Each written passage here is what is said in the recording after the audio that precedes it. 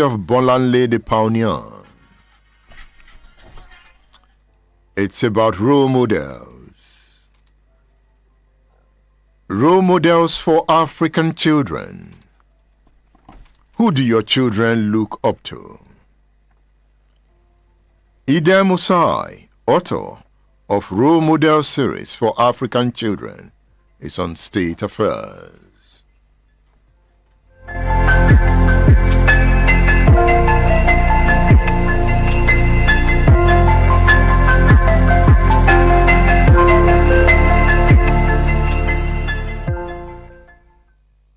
Musai has written a book for the future.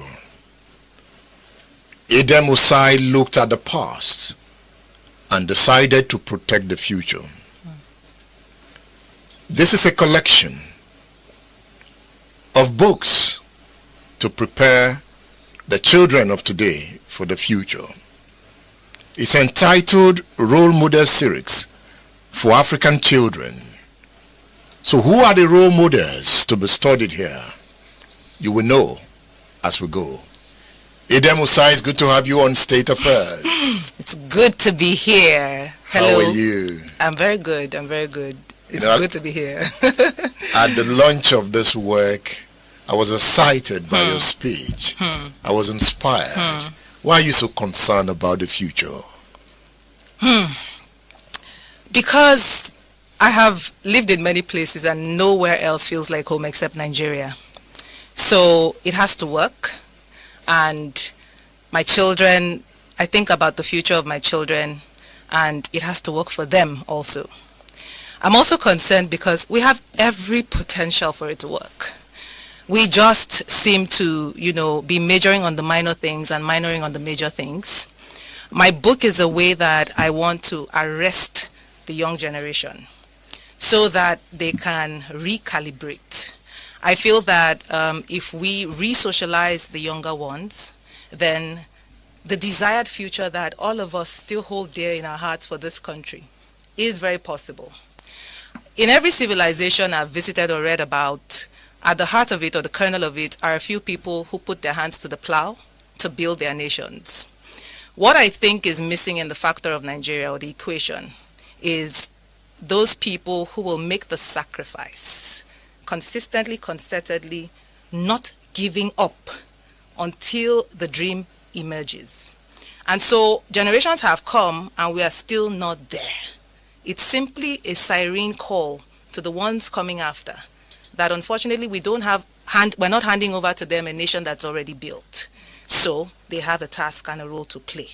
This book is my way of signaling that the journey has started. People have already begun. And the potential lies within the next generation to also join the struggle and build the country. You keep saying this book, and I'm thinking these books. These books. So it's a collection, and I tend to view them as a single volume. But as you correctly point out, it's a volume of 5 strands. There are 5 individual stories written in this first collection. And we will, I'm sure you'll lead the conversation, but each of these stories is powerful, is profound, and it represents that message I'm passing on to every child. So even just encountering one story alone, I think it ignites in the spirit and the soul of the children, the promise that Nigeria will work. It must work. But Nigeria is not a phantom that will just happen. It's going to have to be people committing to the exercise of nation building. So I'm putting in front of them frontally in their prefrontal cortex evidence of people who have shaped the world through courage, through conviction, through competence. And so it's a clarion call to parents and to children. Build those 3 things: courage, deep conviction, and build your competence. And we're going to be well on our way to nation building. So the focus here for African children, you have Adebayo the Guru. Adebayo the Guru. You have Wole Soyinka, the Lion Heart. The Lion Heart. Wole Soyinka, the Lion Heart. Kanu the Great. Kanu the Great. And you have here Bolanle the pioneer. Bolanle the pioneer. And we'll have Ngozi the patriot. Ngozi the patriot. You picked 5 Nigerians as your case study. Yeah. What informed the choice of these 5 Nigerians? So, I mean, I once passed through Nigerian schools, and I know that, you know, we've encountered heroes like, Usman Danfodio, Amina of Zaria, you know, and it interests me that in today's Nigeria, we're still regurgitating the same old names for our children. Not to say that their role in history should never, should ever be erased, but it's sort of like we fossilized Nigeria into just one era. These individuals were picked because they're still recent. Their actions, their contributions are still, evident around us. They are all alive. That's the first thing.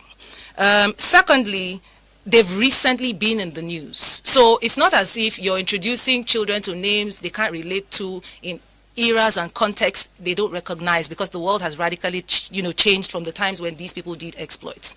So these were some of the reasons. Another reason, a very personal importance to me, is that all 5 of them have ties to Ibadan. I grew up in Ibadan. Ibadan, in my opinion, is a place where a lot of firsts happened in this country. Now, I discovered from writing the story of Ngozi Okonjo-Iweala that she began her secondary school education in St. Anne's School, Ibadan.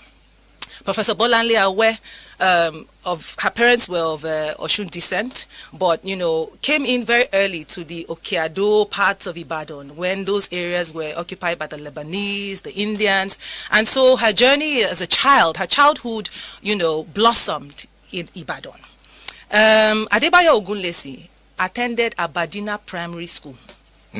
I had no idea until I was writing this. His father, many people may know, is the first, professor of medicine in Nigeria, who had his, a lot of his professional life happened in the University College Hospital. Wole Soyinka, you can't tell his story without talking about Ibadan days. He even writes about Ibadan days, So his life, a lot of the formation of Wole Soyinka, the activist, gained expression as a student in University of Ibadan, where he already began to interrogate and critique rules and systems. And then Kanu Nwankwo, I had no idea. I thought he was the outlier because he was a boy raised in Imo State, Owerri, right? His wife, Amara, was born and bred in Ibadan. What is it about Ibadan? Ibadan is a place where dreams take off. If Ibadan stays true to its founding heritage, Ibadan is a place where innovation should spring forth from in Nigeria. It holds the first citadel of learning. A citadel of learning is a place where creation happens. The brightest minds were incubated in Ibadan and found expression beyond just being trained here. They found expression here. The architects were able to build the first glass story structures here. Femi Johnson. The Femi Johnsons. Cocoa Look at House. them as Nwoko's work That at the theater. New Culture. Yes. Where before the world was talking about sustainability, a Nigerian and African prince was already bringing together nature and its elements into human living habitats. That is what that place represents, a fusion of human living, trading, socializing. It synthesizes all of human expressions in a single building. So Ibadan was a springboard for many of the finest ideas that have come out of this country.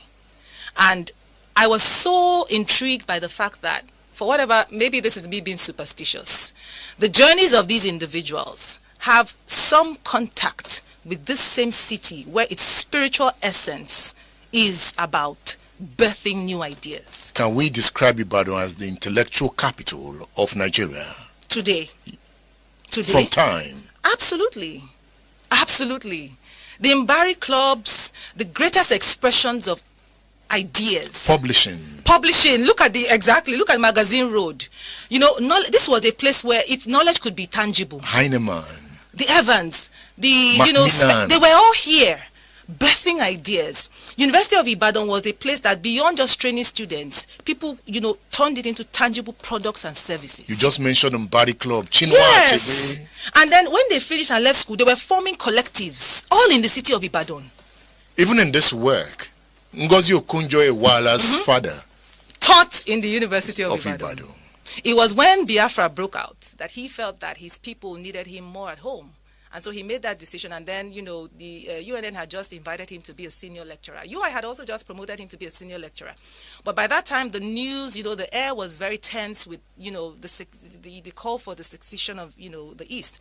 And so at that point in time, I think it was for him a very personal decision to go back home to his origins and to lend his intellect and physical strength and support to that cause, because they genuinely believe that Nigeria at its core was not, did not represent equity and justice. And so that was something he was willing to put his academic gown down for and pick up. He fought. He was a lieutenant in the battle with Ojukwu, So, yes, his family was here, and that was why I think they decided that Ngozi should start her secondary school education here. When she started in St. Anne's, she eventually moved to ISI, So she's had quite a foray. And, I think that has a lot of meaning in the choice of these 5 individuals who then, beyond even shaping country, went on to affect the globe in such tremendous ways. State Affairs with Edmondo Bilo is live.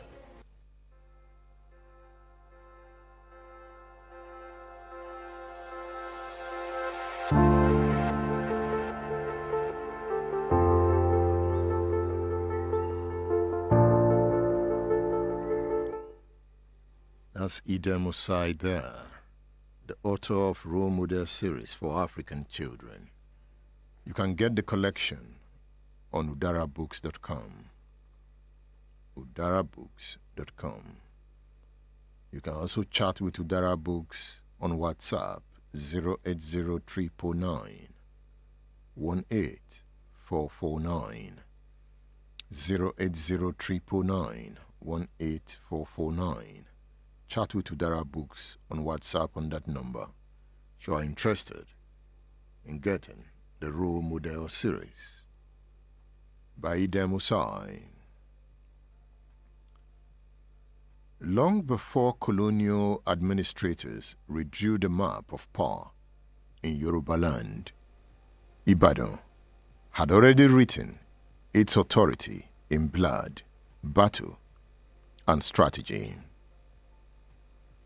Renowned historian Professor Tunyi Falola, University Distinguished Teaching Professor and holder of the Francis and Jacob Sanga Mosika Chair in the Humanities at the University of Texas at Austin, takes us back to an era when Ibadan emerged as a formidable war state, fighting decisive battles, shaping alliances, and exercising control over the Alafin of Oyo.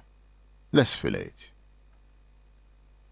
You said Ibadan did not even want a king with a crown, because like other Yoruba cities and kingdoms, with the powerful half-man, half-god idling away at the palace with his harem. It was the British that forced them to demand for a king, because now they put them under Oyo, Alafin. And they said, Alafin, you are not the one controlling us before. We are the one controlling you. We are the one fighting the war for Achiba. So when the British turned the Alafin to the #1 king, and by the 1930s they fought that, and they said they no longer want to be Bale, they want to become Olubadan. State Affairs with Edmondo Bilo is live. So that's the point Falola makes in his book. Ibadan did not even want a king with a crown, like other Yoruba cities and kingdoms, with the powerful half-man, half-god idling away at the palace with his harem. The British encouraged Ibadan to replace a warrior with a gentle king. That is Falola in his book, A Mouth Sweeter Than Salt. And that is the theme of this edition of State Affairs. If you read and read, you would understand the arguments of time.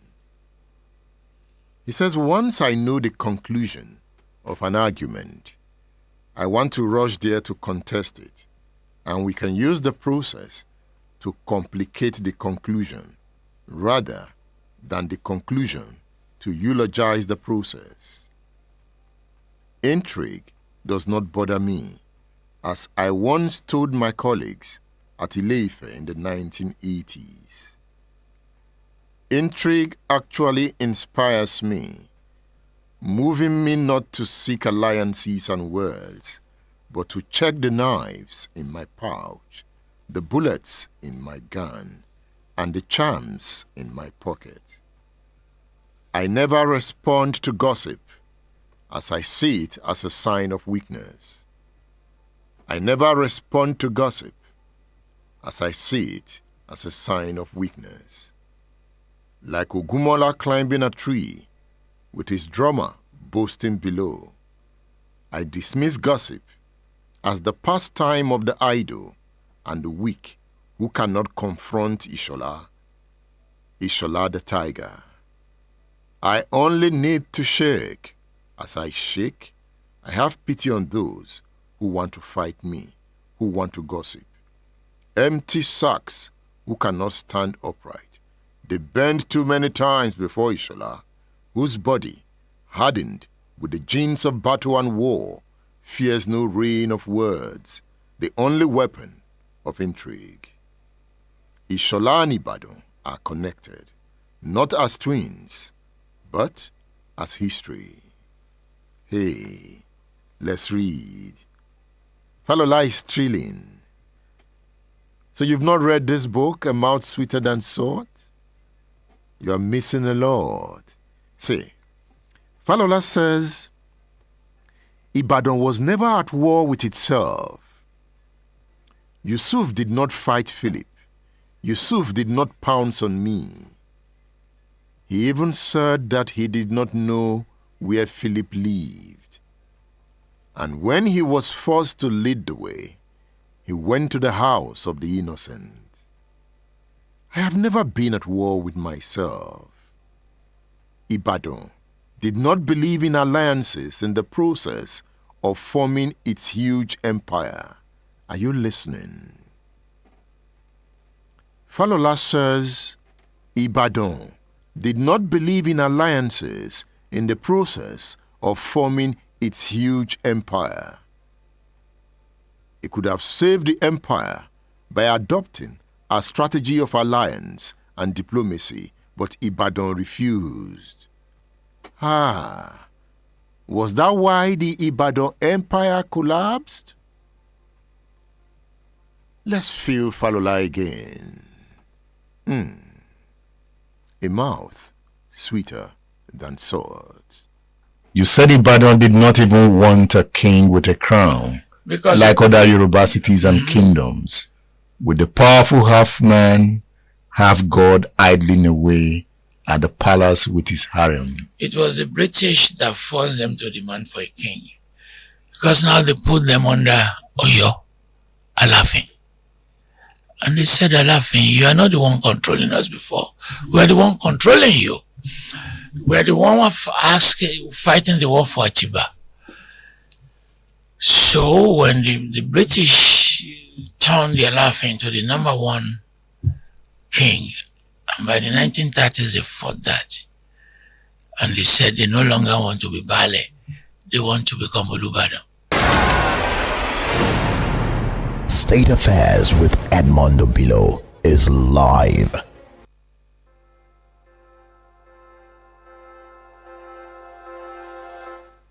According to Falola, knives and guns defined Ibadan's modernity during the 19th century. Always a step ahead, the city-states redefined the meanings of tradition, the boundaries of space, the character of individuals. Yoruba cities became Ibadan. Yoruba cities before Ibadan had grown over a long period of time, most of them for many centuries. Their founders and early kings had become mythical heroes, some even worshipped each year as gods for the protection of the cities.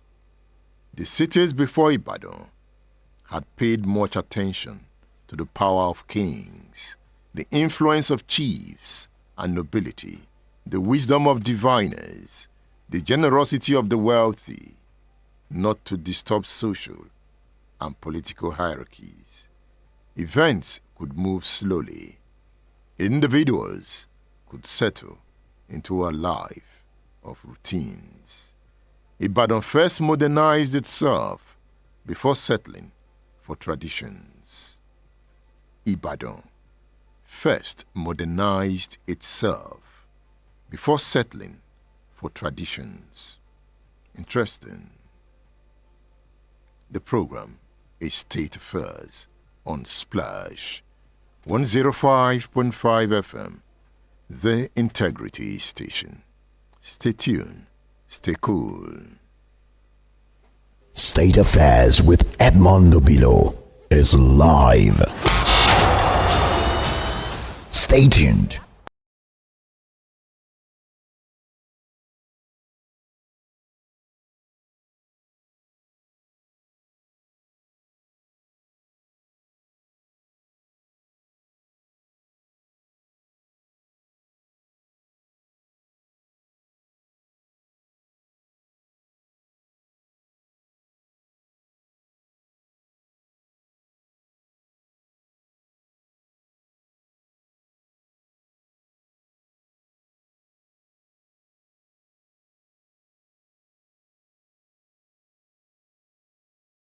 Awolowo went to prison and the Tribune almost collapsed. Oh, yes.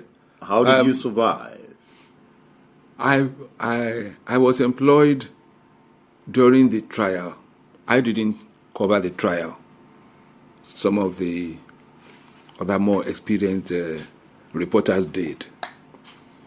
But when it came to the appeal, I was the lead reporter for the Tribune at the appeal. And I don't think we've had any case like that since then in Nigeria. Covering from the court was something else. It was something else.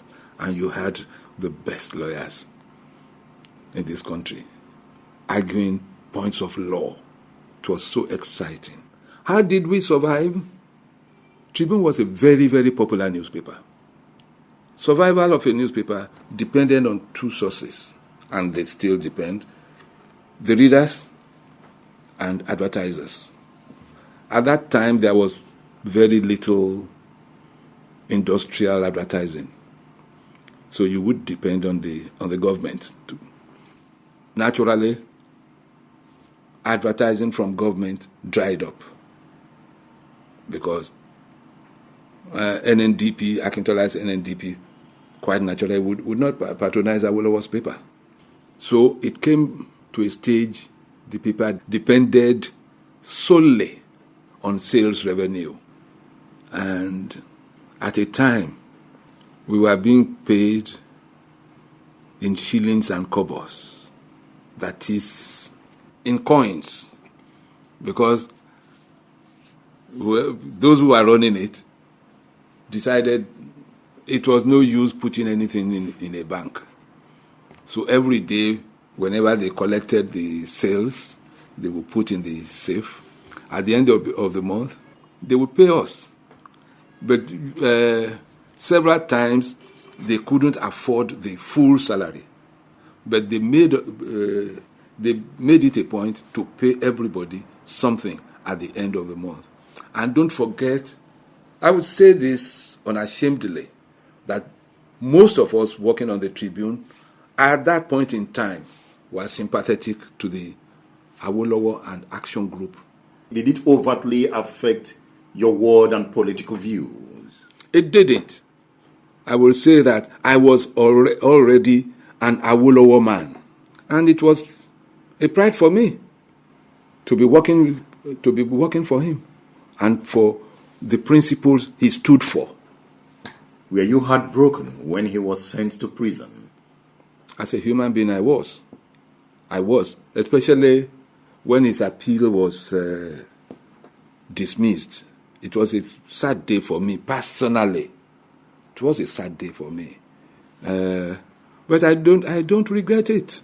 Later, things in the Tribune got worse, progressively deteriorated. What was State Affairs with Edmondo Bilo is live.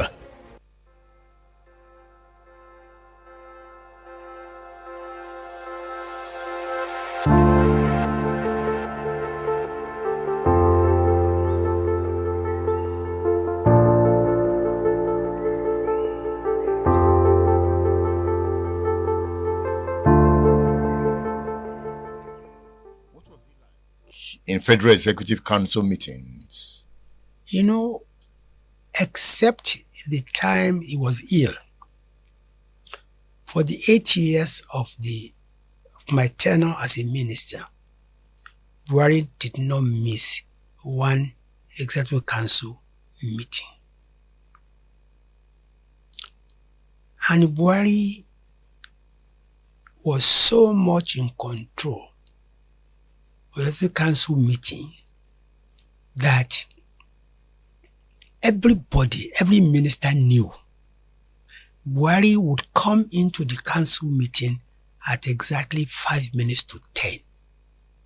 And no matter what you are doing, you must be in the chambers at least 5 minutes to 10. And if you are late, don't bother coming in. Don't bother coming in? No, don't bother coming in. State Affairs with Edmondo Bilo is live. Are we moving towards a one-party state? Some people will make that argument that because, okay, if you say politicians, if you join me, EFCC will leave you alone. You already know 99% already have one trouble or another. So you say, okay, you're a member of my party, EFCC will leave you alone. That's a big advantage. If any politician will take that, without exception. In other words, go and steal money. We are not coming after you. Second, if you say that nobody will run against you, you are going to have a second term, which politician will not take that? State Affairs with Edmondo Bilo is live. Between 2003 and 2011, Buhari would score 10 million, 7 million, 12 million votes, but he never had the spread. ACN, by 2011, we were in full control of the Southwest, except Ondo, and of course we also had Edo to compensate, but we didn't have the number. So the two political leaders came together and said, look, we'll continue to be defeated as long as we don't merge. So the first time of a real merger was in 2012 to 2013. And by July, I think 31st, 2013, the merger was consummated. But honestly, both these leaders gave their everything to the merger. Asiwaju was on ground. He was on ground, he was behind it, and he gave resources, and he considered virtually everything just for us to have that merger. He considered virtually everything. Oh yes. He made that sacrifice? He did, he made. He must give it to him. State Affairs with Edmondo Bilo is live. You said Ibadan did not even want a king with a crown, Because like other Yoruba cities and kingdoms, with the powerful half-man, half-god idling away at the palace with his harem. it was the British that forced them to demand for a king. Because now they put them under Oyo, Alafin. And they said, Alafin, you are not the one controlling us before. We are the one controlling you. We are the one fighting the war for Achiba. So when the British turned the Alafin into the number one king, and by the 1930s they fought that, and they said they no longer want to be Bale, they want to become Olubadan. State Affairs with Edmondo Bilo is live.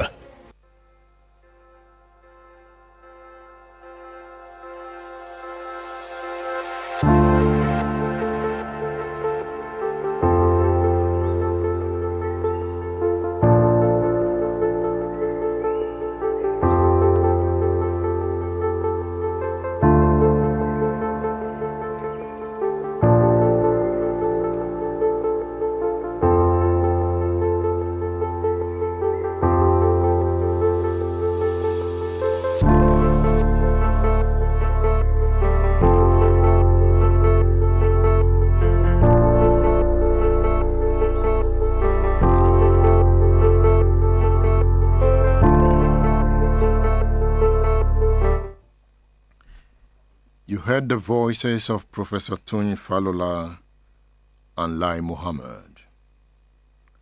Lai Muhammad recently released a book entitled Headlines and Sound Bites, Media Moments That Defined an Administration.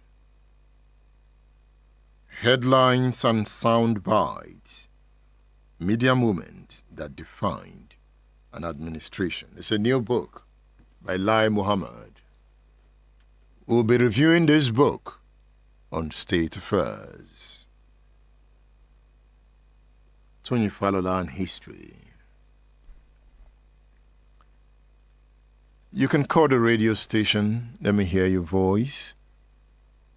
070694 93000. Good morning. Good morning, sir.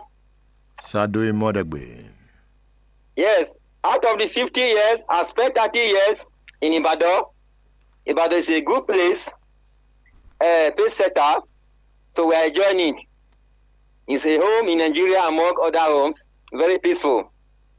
But I want to look at Tinubu's contribution, as you say, as your Tony Falola said, that he contributed everything. We cannot see the philosophy of Emiloko, where he came from. But this one party is a threat to me in a democratic system, because I don't know what is also wrong that everybody will go there and come and to belong.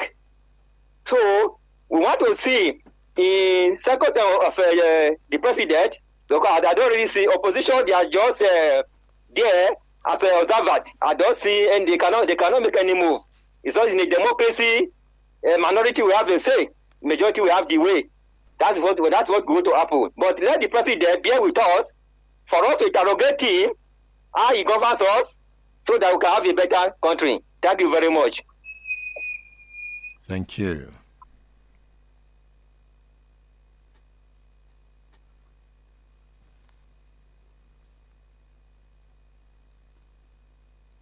Sit at home.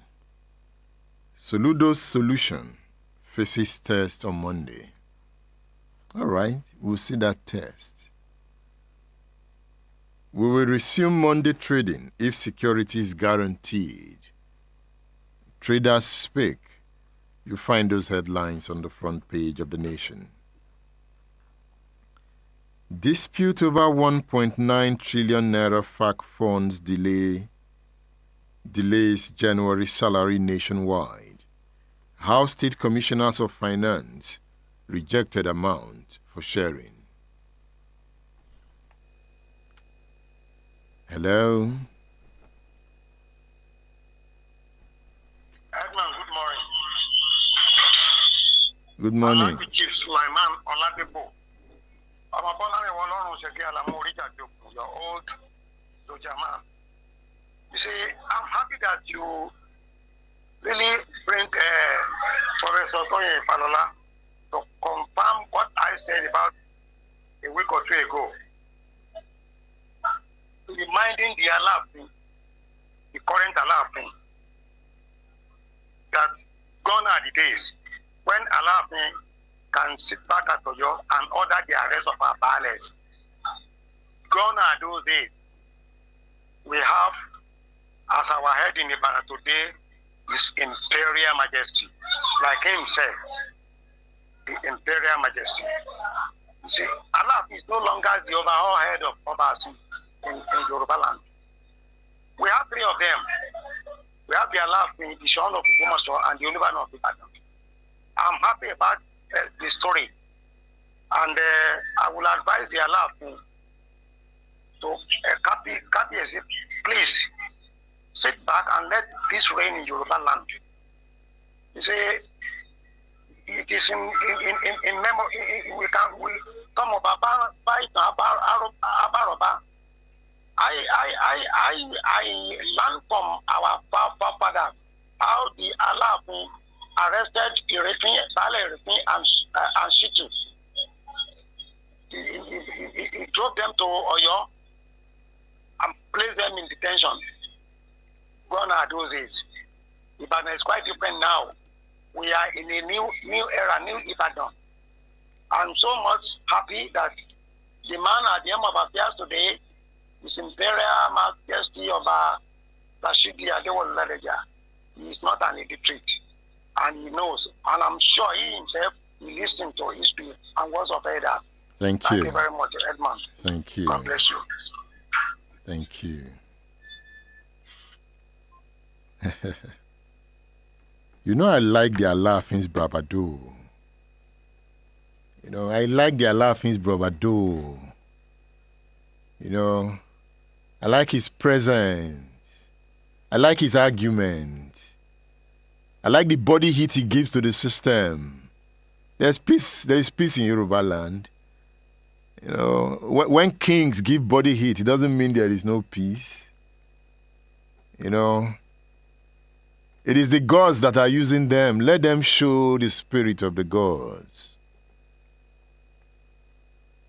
You know, the Alaafin has a handkerchief. And you have a handkerchief, don't you? It's about history. History is beautiful. It's not about competition. It's about understanding. But if you follow the history, Ibadan complained that the British made Alaafin the overall head. When Awolowo came, the action group made the Oni the overall head. In this case, it is the government that always determines where the pendulum swings. So what are we fighting over?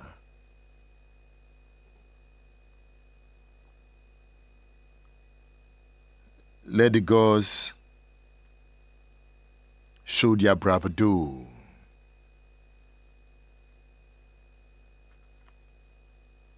How is the Olubadan? You know, sometimes when I see the Olubadan, I still see Ladoja. I still see Ladoja. Anyway, Olubadan is Ladoja. So who should I see? Olubadan, Ladoja. The Ladoja bravado, the presence, the kingship. But he's still Ladoja. Will this Olubadan play politics? Who said Olubadan cannot play politics? Is that not why they are kings? I hear, he's a king. He's the father of all. Yeah, he's father of all. He has children everywhere. That is why he plays politics. Anyway, PDP factions dig in as court nullifies Ibadan Convention. The Economist, Nigeria's economy moving from the brink. Sit at home, Soludo's solution faces test Monday. We will resume Monday trading if security is guaranteed. Educators, business people relieve a deal, flouting order. Those headlines are on the front page of the Nation newspaper. Long before colonial administrators redrew the map of power in Yoruba land, Ibadan had already written its authority in blood, battle, and strategy. Acclaimed historian, Professor Tony Falola, University Distinguished Teaching Professor and holder of the Francis and Jacob Sanga Mosiko Chair in the Humanities at the University of Texas at Austin, takes us back to an era when Ibadan emerged as a formidable war state, fighting decisive battles, shaping alliances, and exercising control over the Alafin of Oyo. Falola explains how British colonial rule disrupted this delicate balance of power by elevating the Alafin as the paramount ruler of Yoruba land, recasting kingship to suit imperial convenience. Professor Tony Falola on State Affairs.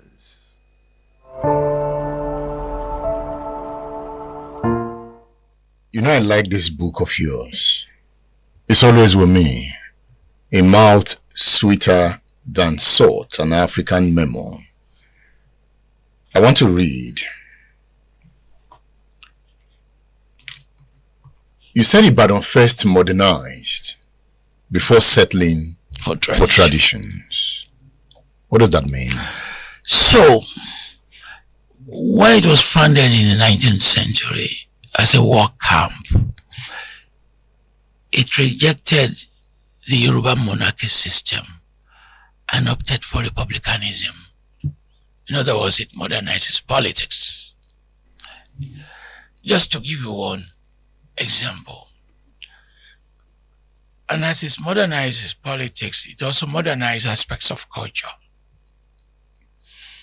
in terms of acting, performance, oriki, that we don't pay attention to, but which that republicanism, it was infused itself into it. It became embedded in it. In other words, they're saying, look, don't let us become like Oyo Ife, let's become something else. Even if you see the Egungun, they were moving into aspects of modernity. I used to participate in the Egungun. Before we launched the Egungun, we'll go to Gwagi, it used to be Gwagi, to go and buy new clothes, strips. I will take out the old masks. I participated in it. And we'll be hiding Ankara. There was one time I was hiding Damask. And then they would say, let's go to tailor and make a new shoes, a new socks for the Egungun.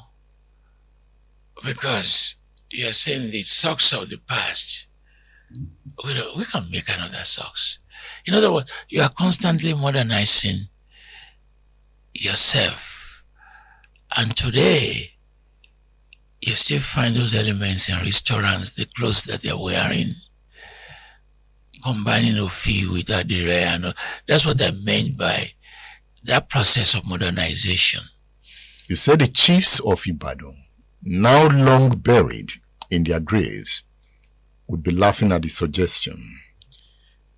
As they were about to move to the postmodern, the British came to force them to abandon modernity. Because they truncated the process.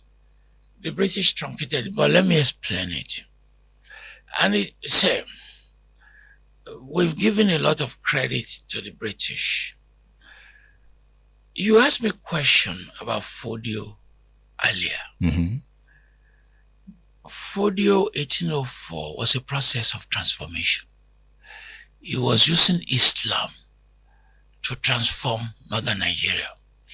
By 1817, when Sokoto was created, the number was 20 million. The number living in Sokoto, 20 million people. 20 million? It's bigger than Senegal, than Gambia, than Sweden, than Finland. Where did you get that number from? That's my job as an historian. So, this is not a small place. Even if you look at the geography today, including area you call Niger, including areas you call Chad, including areas you call northern Nigeria, westwards of it, that would not be a small country. That was a big country. But it was not Fodio alone who did it. Shaka Zulu used warfare, and Ibadan used warfare. To take a second example, they were not using religion as Fodio did. Fodio used Islam. Ibadan used warfare. By 1870, the number of standing army among the Yoruba was over 250,000. That was the same size Nigeria had in the Civil War, becoming the largest military in post-independent Africa. What happened to that 250,000? That is a massive land army, was because they were fragmented. If they were not fragmented, there was no way the British would have conquered the Yoruba people. But the British Yes. conquered even the Sokoto Caliphate. Why? Because by that time, they were dealing with issues around fragmentation. Because that is a weapon of empires. All empires understand that. Fragment. How did the British conquer Yoruba people? They brought Hausa soldiers, they brought from other places. When Shaka Zulu used the military to create the Zulu Empire, like the Caliphate, the Zulu identity remains. It produced Zuma as president. Shaka Zulu created the Zulu identity that produced a modern president, just as the Caliphate produced Tafawa Balewa. You understand? So, just as the Caliphate produced Ahmadu Bello. Yeah, they produced them. So, they and if you look at some, when I studied religious violence in the 80s, some of the leaders were descendants of that Caliphate family line. You could trace them. You understand? So, Shaka Zulu was the first person anywhere in the world who introduced the idea of the draft, because he converted the Zulu Empire into a military state. He was a bachelor, he didn't get married. And he said, you can only get married with my permission. What Ibadan did, by 1860, Ibadan had become perhaps the largest Yoruba state, with more slaves than citizens. With more slaves Than citizens. Yes. Where did they get the slaves from? From the wars. Yoruba slaves. Yeah. They got them from the wars. Yorubas enslaved themselves. Yes, Ekiti, Jesha, and other people. They got them from the various wars. Ibadan was a war camp. No, it was a war republic. A war It was a camp in the 1820s. And it grew massively. It destroyed Kurumi's Oyo Empire, controlled what you now call half of Yoruba land, sending district officers to Ekiti cities. Even Ekiti Ijesha war heroes, they learned their lessons in Ibadan. You said Ibadan was not planning on tradition. It was the British who forced them. Yeah, to return. It was the British who said, now, you become a ballet. Stop, you can't go to war anymore. You look at, the line that was favored was what we now call the Balogun line. The military was the favored one to become the head of the city. But once you stop going to war, right, you no longer can produce war leaders. So they defaulted to that ballet line, right, which used to be a retirement appointment. So they defaulted to that. And that's what I meant there. You said Ibadan did not even want a king with a crown, Because like other Yoruba cities and kingdoms, with the powerful half-man, half-god idling away at the palace with his harem. it was the British that forced them to demand for a king. Because now they put them under Oyo, Alafin. And they said, Alafin, you are not the one controlling us before. We are the one controlling you. We are the one fighting the war for Achiba. So when the British turned the Alafin to the number one king, and by the 1930s they fought that, and they said they no longer want to be Bale, they want to become Olubadan. Here now comes the entire joke. It was Jembe, who came from the area they conquered in the 19th century, who now plays a crown on them. Ilorin. Jembe is from Kwarazun. Yeah. Because the owner said, okay, I'll give you a crown. State Affairs with Edmondo Bilo is live.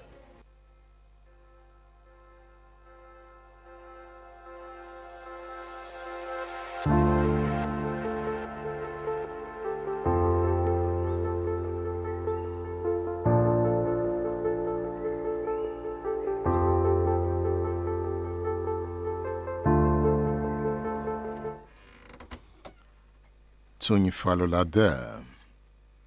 Let's continue the discourse. Bosun is here. Good morning. Hello, good morning. Okay, no voice. Hello? Hello, good morning.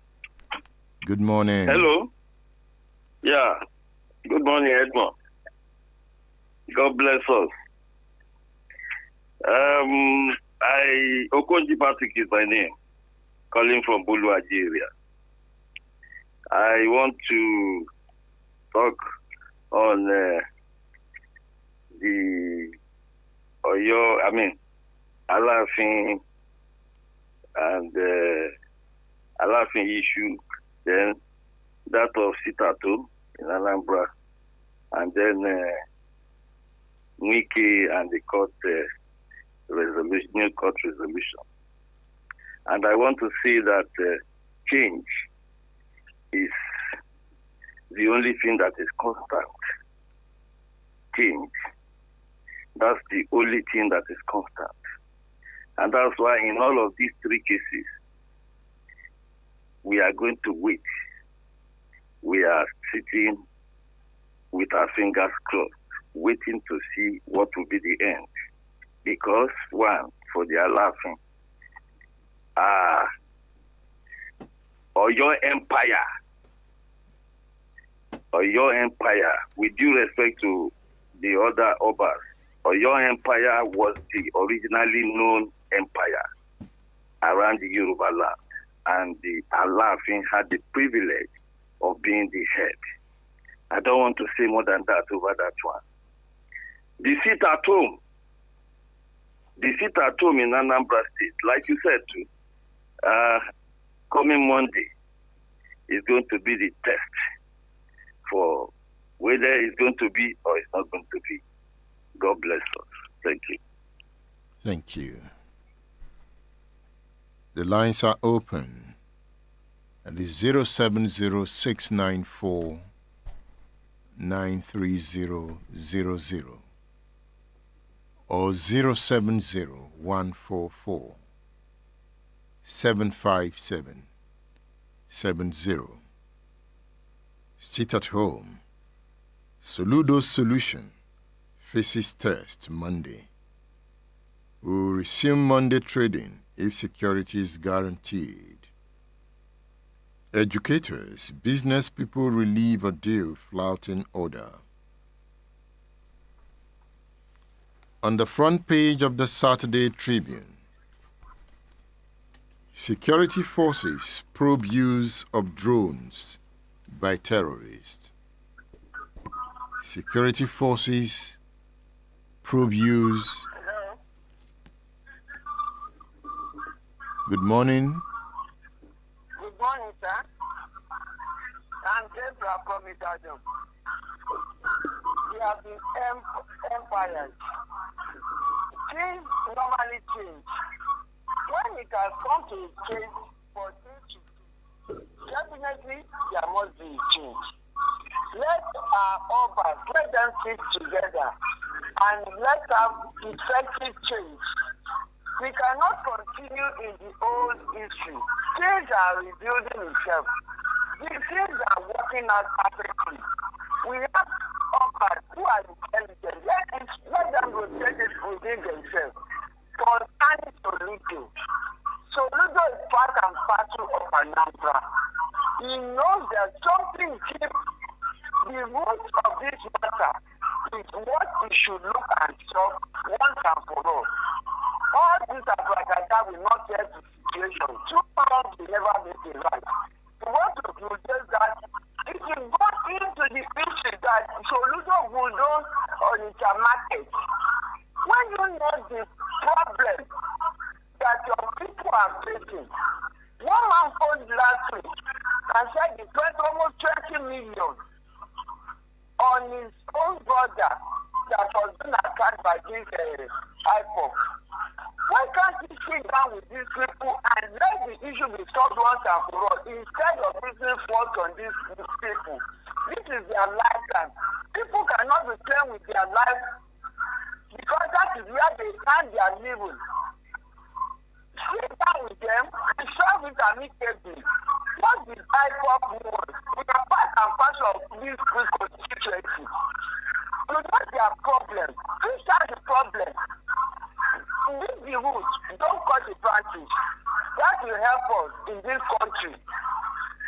I'm looking for a new Nigeria, and I know by the grace of God, the healing is in process, and we get to the new Nigeria very soon. Thank you. Thank you.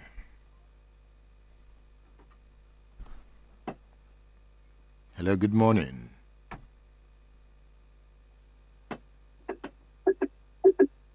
Hello, good morning. Hello, Mr. Edmond, good morning. This is Chief Obi calling. I just want to say something on Anambra sit at home or Soludo's, issue. You see, sit at home in Anambra, something started. And initially, these traders, everybody, apart from traders, everybody work freely on Monday. When the IPOP or whatever they are, when they start issuing trades that people should sit at home on Mondays, some people sit at home, some people came out for their normal businesses and, other things. Edmond, if you can recollect, can you say how many souls that have been lost on Monday based on coming out? Those people want to go out for their normal businesses. A lot of them were killed on Monday. What happens to those people that were killed? Were their life revised back? What did the governor do those times those people were killed on Monday? So my point is, this is not what you do by force, because there are a lot of fear in these people. A lot of fear. You need to call them. You need to convince them. You need to let them know that security will be there. Police securities on the gates of the markets. Everywhere, let there be security everywhere. The people will convince them, they will come out. Not doing it by force. I don't think doing it by force is the way to go. Convince them, let them know the implication of closing these shops on Monday. What you are losing as a person, what we are losing as a government. Convince them, let them know. They will come out. Seeing the security everywhere, they will come out for their businesses. If Soludo knows what he did is very good and very fine, and he's a good governor, he governed his people very well, why didn't he come to that market during that campaign, when he was doing campaign? Why did he come there and tell them that if they did not come on Monday, he would touch their shops during campaign? Why didn't he do that? Well, I pray for mercy of God in Anambra State and general Nigeria. Thank you. Thank you. All right. It is Splash 105.5 FM, the Integrity Station. Stay tuned.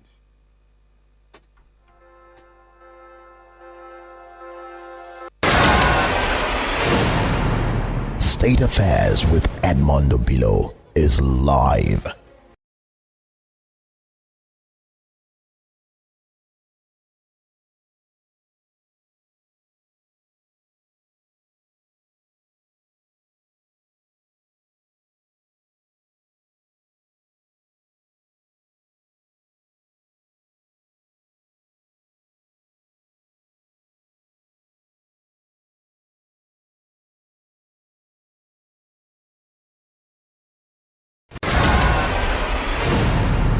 State Affairs with Edmondo Bilo is live.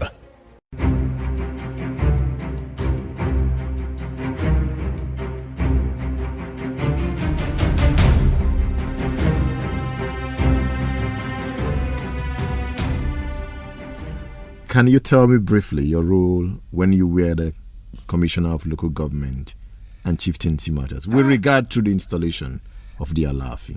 It's not a brief thing. It's a long story. A man had actually been appointed Alaafin of Oyo, and we had to cancel the appointment. Who was that man? His name was Sanda Ladipo Oralola. Is he still alive? He's dead. But you see, it was corruptly obtained. It was obtained by duress, and it was corruptly obtained by duress because government used a heavy hand. So how were you able to intervene? Now it was likely the decision of General Gawan and General Adebayo, whom he persuaded. What happened is that there's a template with which you analyze these ruling house chieftaincies. Nearly all the chieftaincies in Yoruba land are ruling house chieftaincies except Ibadan, which is approximately promotional. I say approximately because it's not entirely promotional, because there can be some skipping and leapfrogging. But in the case of a ruling house chieftaincy, like the Alaafin of Oyo, stage 1, stage 2, stage 3. Stage 1 is the nomination of candidates. Candidate or candidates in plural. Stage 2 is the appointment. And stage 3 is the approval. Stage 1, nomination by the family whose turn it is. Stage 2, appointment by the kingmakers. Stage 3, approval by the government. So was this Alaafin selected? This particular, you mean the present Alaafin? Oh yes, he was selected by 5 votes to 2. The kingmakers are the Oyomesi. So he was selected by 5 votes to 2. He was a young man then. 31, an insurance clerk. And the commissioner was 35, a lecturer. And government speedily approved. It was not speedy. The vacancy occurred on the 25th of February 1968. the approval, the filling of the vacancy was on the 14th of January 1971. About 3 years. About 3 years. What happened, is that there is a declaration governing the appointment of the Alaafin for you. It was made during the Awolowo regime, signed by D.S. Adegbenro, who fortunately was in the cabinet when the present Alaafin was appointed. In the days in 1958, when he signed the thing, he was commissioner for chieftaincy, minister of chieftaincy. But by the time we appointed the present Alaafin, he was the commissioner for finance. Did Awolowo kick against his appointment? Yes. Awolowo sponsored the other man. So this is what happened. At every stage of the process, government interfered. The nastiest part of it was that after the family was, the head of the family had a candidate himself. And who is that candidate? His own son. And this declaration allows for a multiplicity of candidates. Every time they hold a family meeting, he forwards to the kingmaker only the name of his son. He will not forward the other ones. And the kingmaker said, but we are in the same time. We know that there are 11 candidates. You are sending us only. So they then appealed to the government. You know what the government went and did? The government set up a commission of inquiry, Judicial Commission of Inquiry. That Judicial Commission of Inquiry then sent up a majority report saying, indeed, there was only one candidate nominated. Then there was a minority report written by the Secretary of the Judicial Inquiry. And that fellow is nobody else than Michael Ogundare, who rose through the ranks to become a judge of the Supreme Court and who delivered the lead judgment in that resources case, onshore dichotomy. That's where he ended up in the Supreme Court. But he wrote that this exercise should be started all over again. Was that when Gowon intervened? Yes, Gowon then intervened. The two sides were armed with arms and Awolowo on the other side. Yes. Eventually. So you see, the cabinet itself was divided. 12 candidates, 6 in the Awolowo wing, 6 of us in the NCNC wing. The 6 of us were pro-Akintola and NCNC. The 6 of Awolowo were.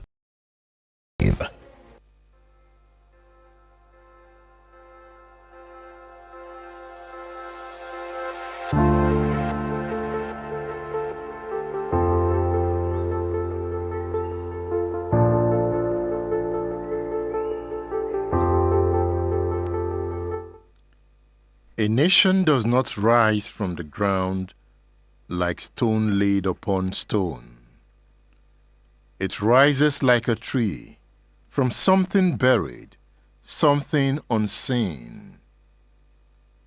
What is built high must first be built low, not in the word, but in the human heart.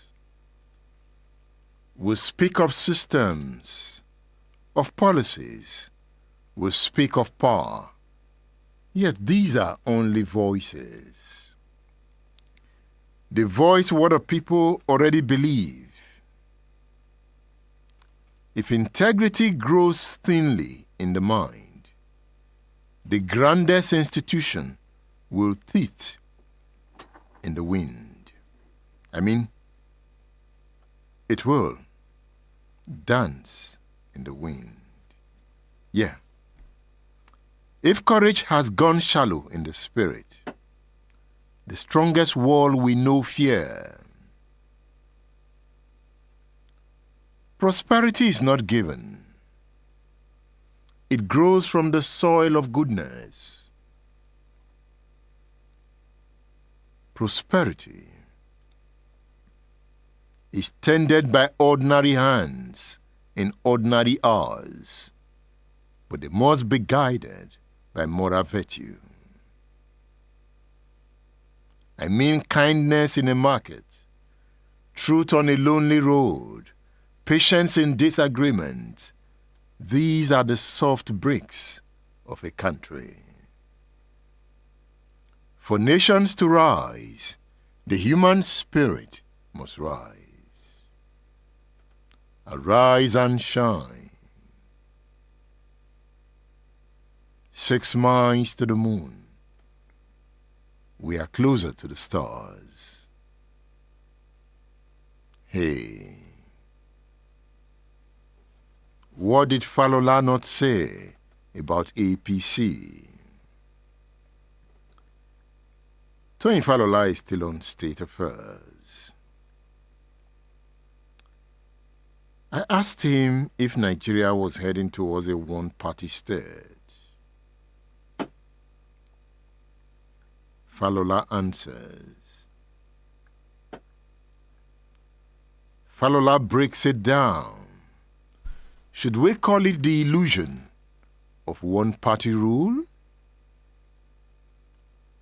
He argues that despite Nigeria's drift towards a one-party dominance, marked by the influx of defecting governors into the APC, the ruling party is likely to face a post-2027 breakdown similar to the crisis that consumed the PDP. Tony Falola on State Affairs.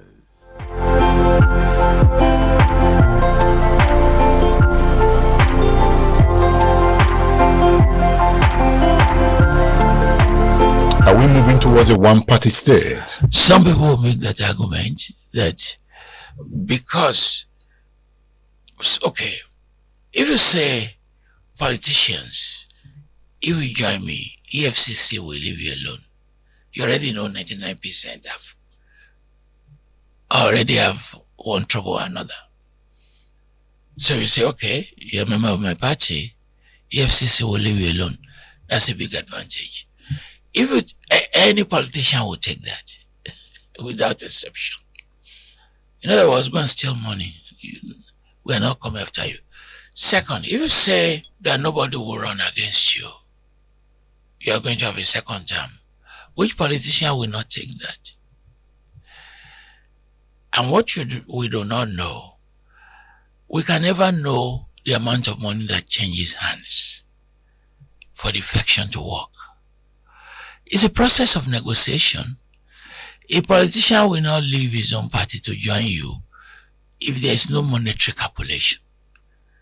There must be a calculation. And many of these calculations they occur in the middle of the night. The problem, and we've seen this before, the MPN tried it. It backfired. PDP tried it. Remember the number of governors that the PDP had when they contested with Buhari. So today, the ADC, Obi is the strongest contender. But I do not know how the coalition will build, whether we're going to revive Obi Atiku. And Kwakwanso is playing his own politics. Because his overall goal is drop Shetima for me. Whether he's threatening to join the ADC, or let him, or create a negotiation. But all these defections affect our democracy. First, because it means there is no ideology in the politics. You've talked about transactions. They're just doing transactions. And it does not mean they will not return to their other parties. You know, PDP is in trouble already. Yes, but it does not mean they won't go back to PDP if they don't get what they're looking for. Who is strangulating PDP? All these things will emerge. If you run to APC and you don't get Senate position, you don't get House, you don't get a contract, you ask yourself, what is there for you? Either you stay and remain irrelevant, or you go and fight back for what you left behind. Who formed the APC originally? There's the older PDP members in it, right? Mm-hmm. Yes. When it was a coalition. Atiku was there? It was a Kwakwanso coalition. was there? Yes. So they all moved to where at a point in time their calculations will work. And when the calculations don't work, they move back. So and you see how they said their people are moving with them. Their people are not moving with them. They are the ones structuring and manipulating the party that the people will vote for. Today, APC works for them, just as under Obasanjo, PDP works for the nation. Produce Yar'Adua, produce Jonathan, and today, a new coalition that put Buhari in power, that also puts Tinubu in power, is the dominant force. But it doesn't mean after 2027, if Tinubu were to win, you will say, okay, what's my business with what follows? Other than say, okay, let me put somebody who will not threaten me into power so that he can enjoy the last moment of his life. So what is the broader implication for the health of the state? Development is not on the table. Development has not been on the agenda of the Nigerian state. If development is on the agenda of the Nigerian state, it will run differently. The preeminent agenda of politics in Nigeria is to steal money. So Nigeria is truly a troubled country. I think the politicians themselves know. There is only one party in Nigeria, TTP, Tif Party.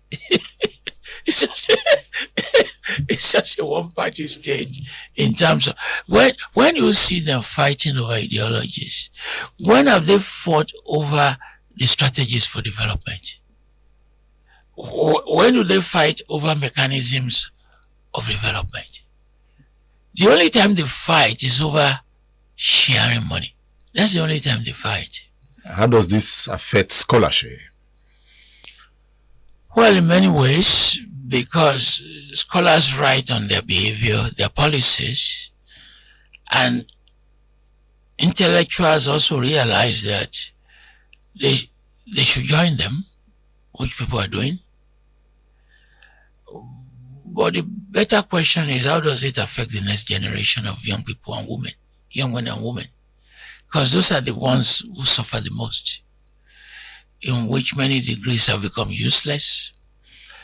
If you put a sheep, Babbage, reproduce what happened in the 18th century, build a slave ship, bring chain, tell people you will tie them down, millions of people will enter that ship.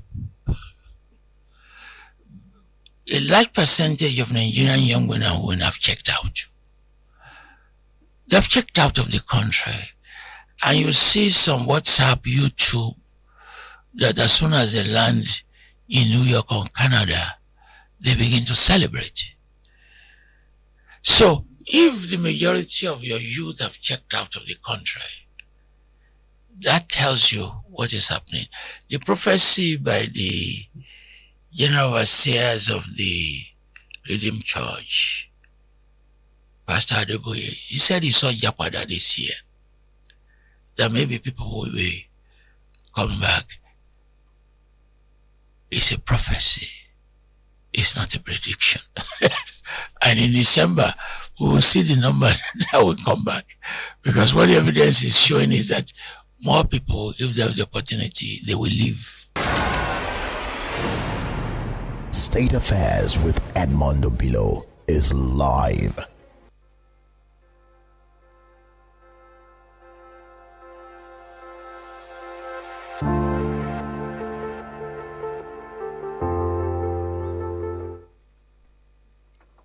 Professor Tony Falola there talking about politics and power. The lines are open. Join the discourse. Call the radio station. Speak your mind. You can also leave your comments on Splash FM Facebook page. We are also streaming on Edmondo Billow's YouTube page. Hello, good morning. Good morning, Edmond. Well done. My name is Suleiman Matthew Babatunde. I'm calling from Ibadan here. Hello? I'm with you. Yes, let me start this way. One of your callers said something that we often say, but don't add, let me say, the salt on it. I say the constant thing in life is change. I want to partially agree with that and tell you what it is truly. The constant thing in life is change and truth. If you remove truth from change, then even the change will be something that will be obnoxious to the people. Now, having said that, no wonder Sardauna of Sokoto once said, conscience is an open wound. Only the truth can heal it. Now, a lot of people will call and eulogize the President Tinubu. Oh, he's a master strategist. And I laugh and I became very saddened. I said, when we have a master strategy, who is strategizing only for himself, and not strategizing for the growth and development of the country, that strategy to me is useless. That strategy is just to aggrandize himself and not develop this country. Now, looking at what is happening in the PDP, it is unfortunate that we have willing tools in the APC, willing tools in the PDP, willing tools in even the judiciary that want to collude together to kill our hard-fought democracy. I can't explain how we begin to go back and forth with this PDP issue and doing it just for a survivor of one political party against the entire people of Nigeria.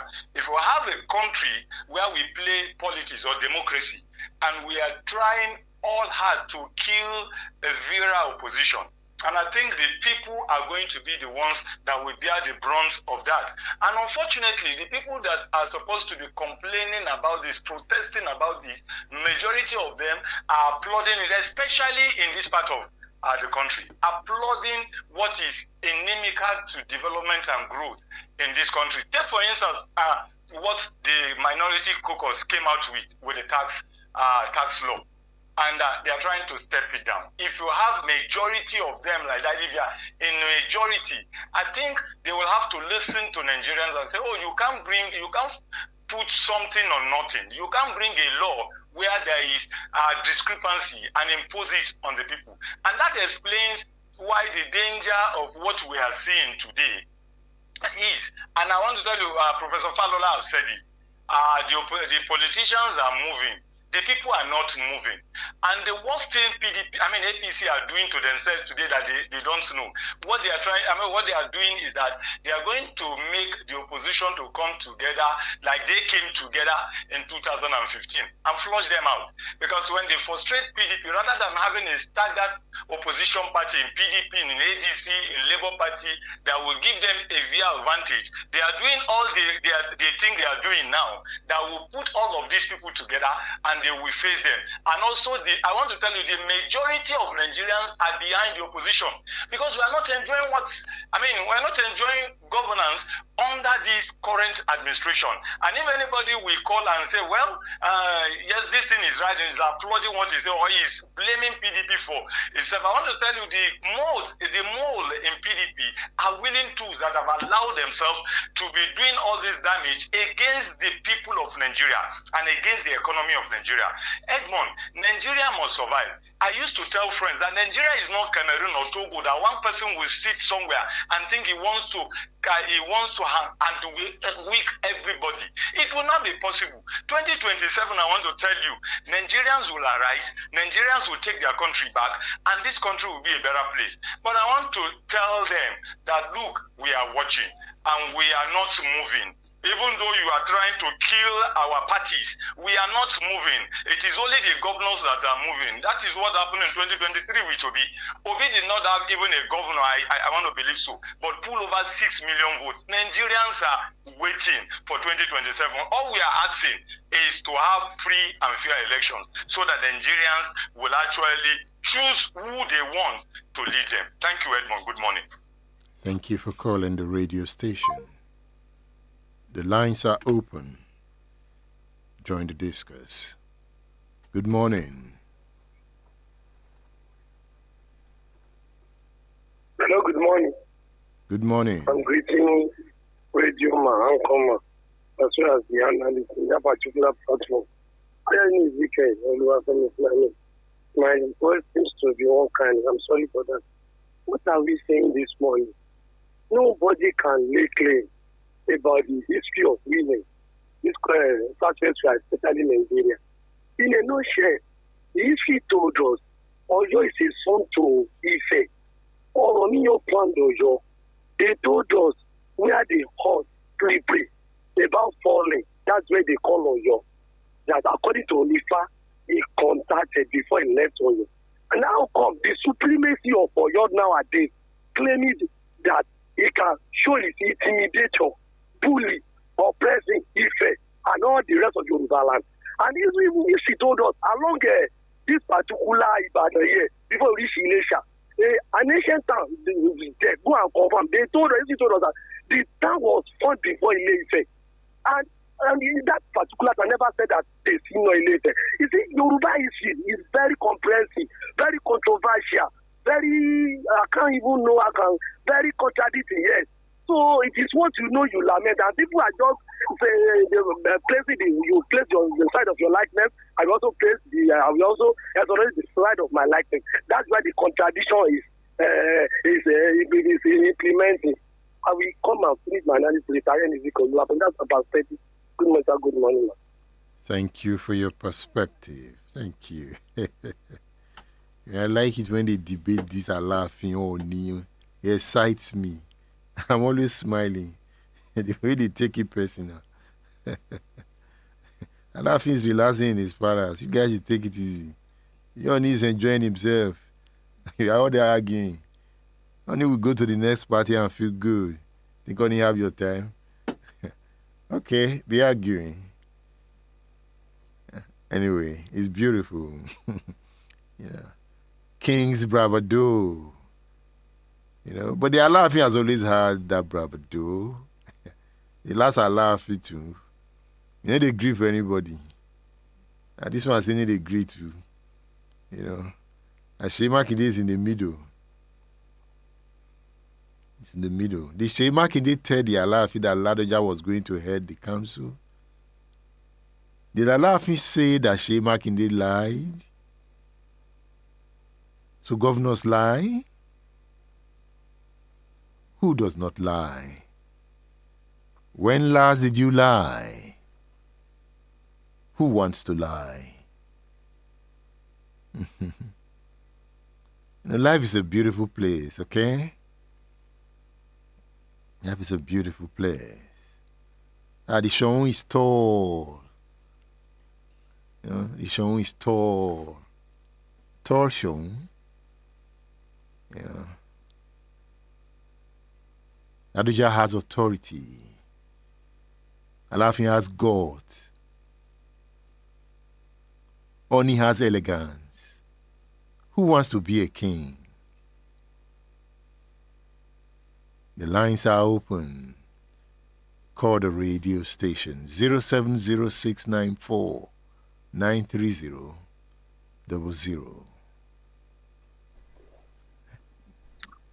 Good morning, Mr. Obilo. Good morning. I'm Sunday Ademola. Now, I'm actually concerned with the situation of this country. Why my concern is that of the citizens themselves, that we are the major problem. And why are we the major problem? We have a government. Nigeria belongs to us.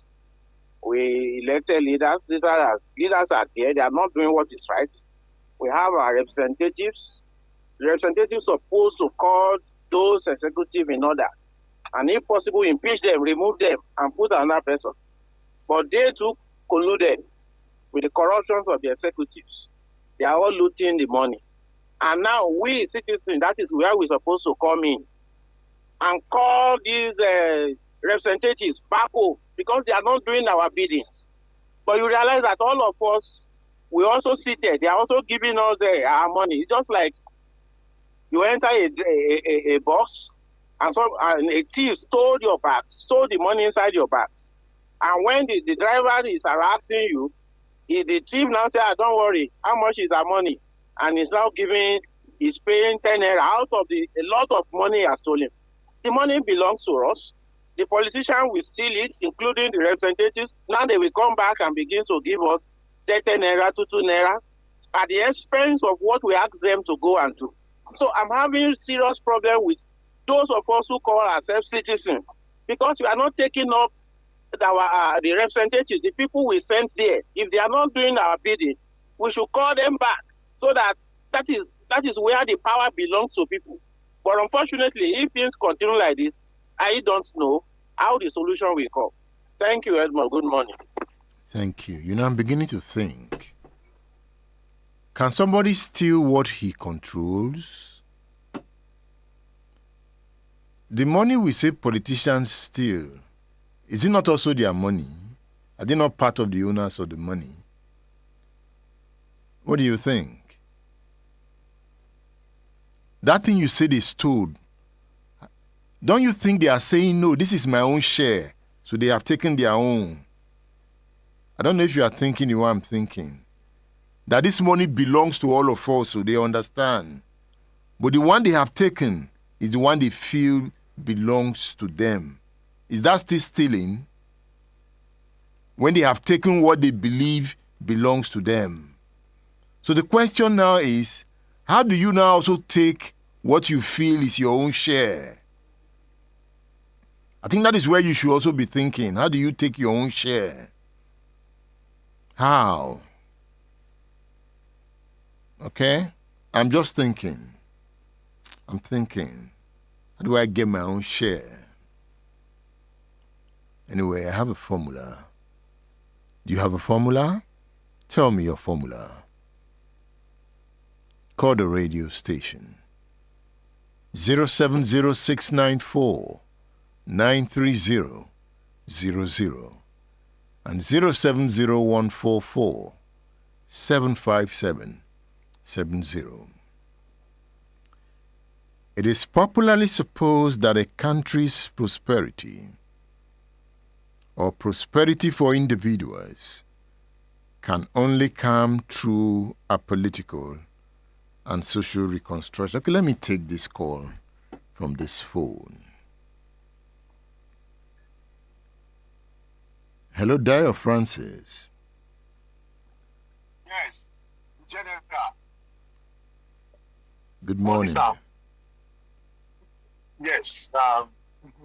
So there is a lot to talk about. I just wanted to talk a little bit about the last audio you played from Professor Toyin Falola when he talked about the South Ghana policy, that he kind of feel connected with South Ghana's policy.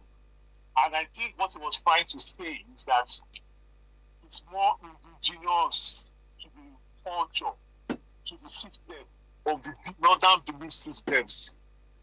You know, so in the south of Nigeria, both south, they are more like egalitarian and republican. But in the north, there's the class system, which is about the Sarakumis and the Talikawas, which is the typical class system of the north. So, and I think that is the problem of Nigeria. The Nigeria of today, we cannot operate presidential system. We are not due for it. I live in America, and I can tell you for sure that every state, the 50 states in America, without Washington, comfortably, the Nigerian state are captured. We don't even have state police. The federal government controls the resources. The federal government controls even the waterways. It is not done.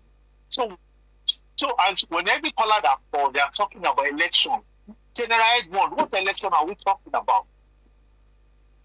Between you and I, we can sit down at least 20 people that will know that if Tinubu is not win the election, among these names that will win the elections. But the truth is that they are still the same people in different uniform. Nigerians should be talking about restructuring. There should not be an election we can't continue to do the same thing and expect different possible. It's not possible. And every color calling, they keep talking about election. We need to look at our system. We cannot operate a presidential system. We need to go back to the parliamentary system and see how we can decentralize power at the center. And that should be the focus of the conversation. Thank you. Public policies. Yeah, that's it. Thank you. Thank you.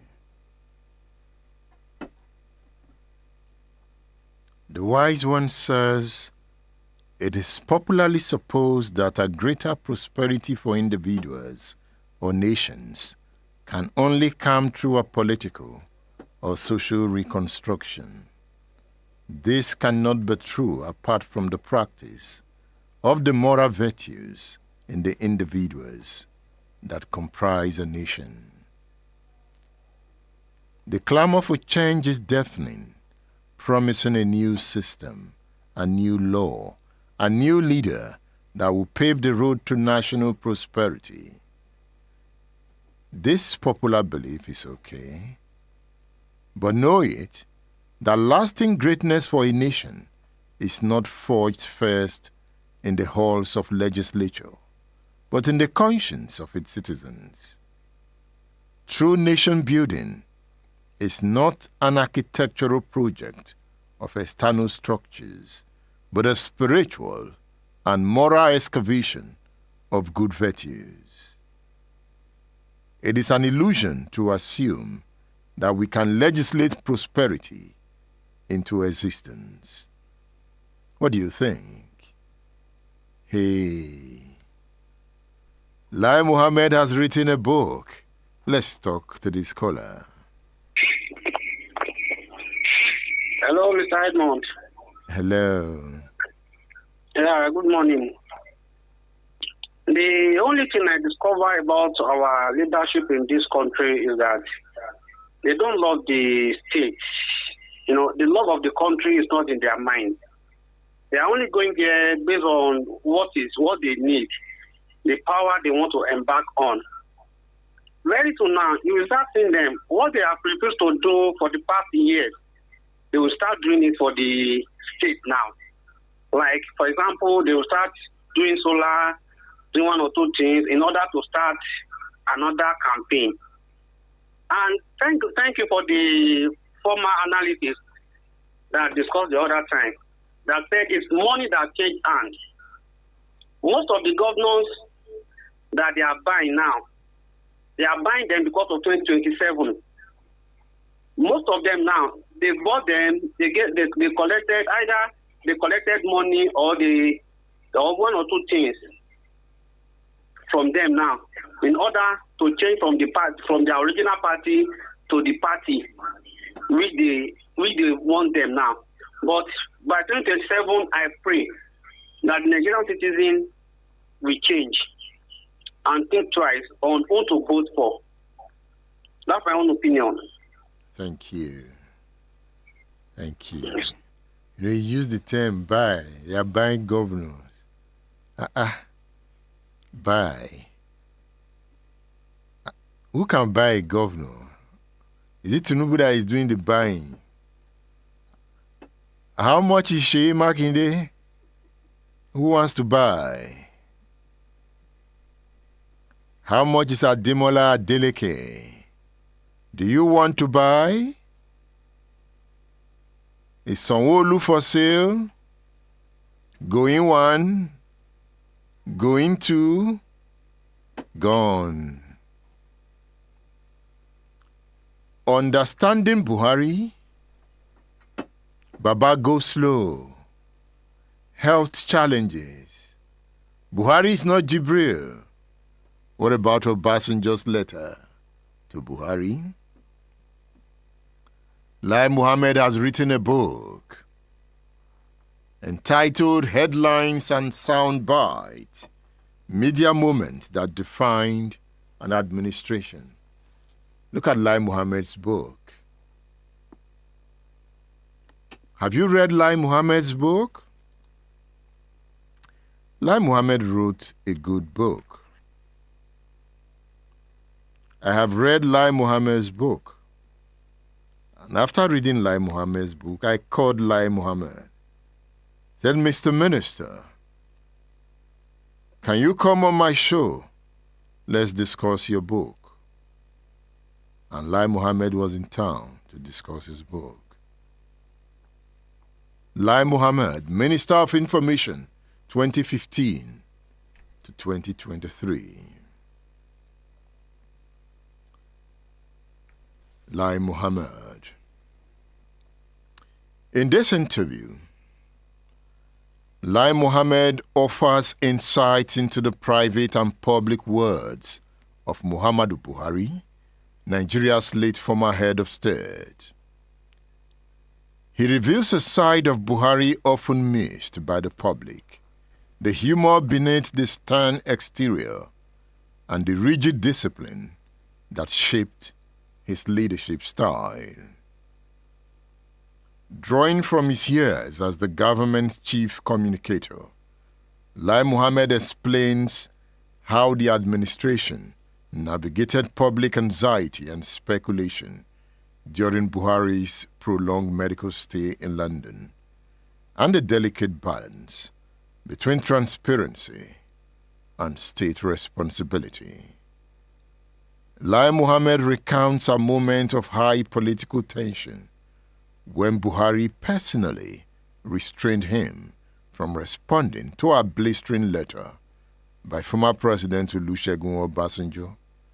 Buhari chose restraint over confrontation. Do you understand Buhari? In this interview, Lai Mohammed brings Buhari closer to us.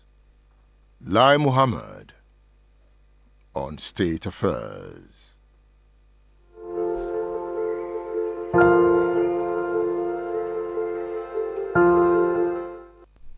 There is a new book you have to read. It is Headlines and Sound Bites, Media Moments That Defined an Administration, written by Lai Mohammed, Minister of Information, 2015 to 2023. You said Buhari was humorous. The same Buhari with straight face? Yes. I'll give you two instances. Buhari, if you are close to him, he's very, very humorous person. I wrote in this book, in the run-up to the 2015 elections, really after the merger, I used to accompany President Muhammadu Buhari. I used to accompany President Bola Ahmed Tinubu and BC Akande to Kaduna for meetings with the then presidential candidate of the APC, General Muhammadu Buhari. And these meetings normally took place on Thursdays and Mondays, which are my fasting days. So whenever they invited me to join them for lunch, I would decline. Then one day, Buhari asked Asiwaju, why doesn't Lai like eating in my house? Is he afraid I will poison him? And Asiwaju said, no, Lai actually fasts on Mondays and Thursdays. He's been doing that since I knew him. Oh, he said, that's good. A few days later, he called me. He said, Lai, tell me the truth. How many people have you killed? I said, killed, sir? He said, because me, you see, that 30 days compulsory Ramadan, I fear it. You are fasting every day. What are you atoning for? And everybody laughed.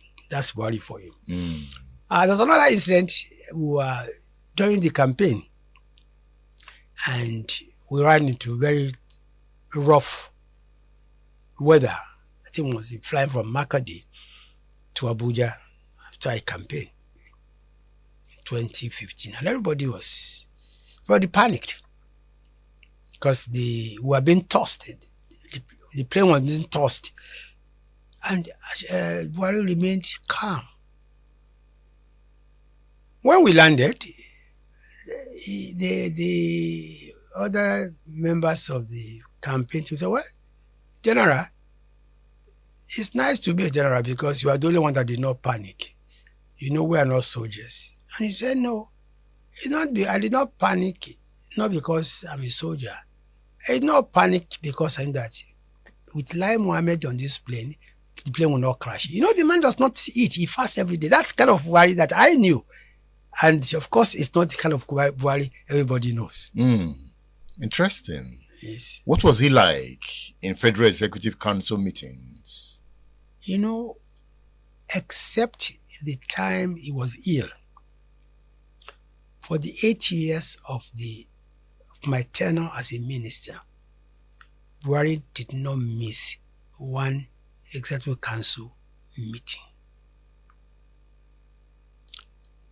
And Buhari was so much in control of the Executive Council meeting that every minister knew Buhari would come into the council meeting at exactly 5 minutes to 10.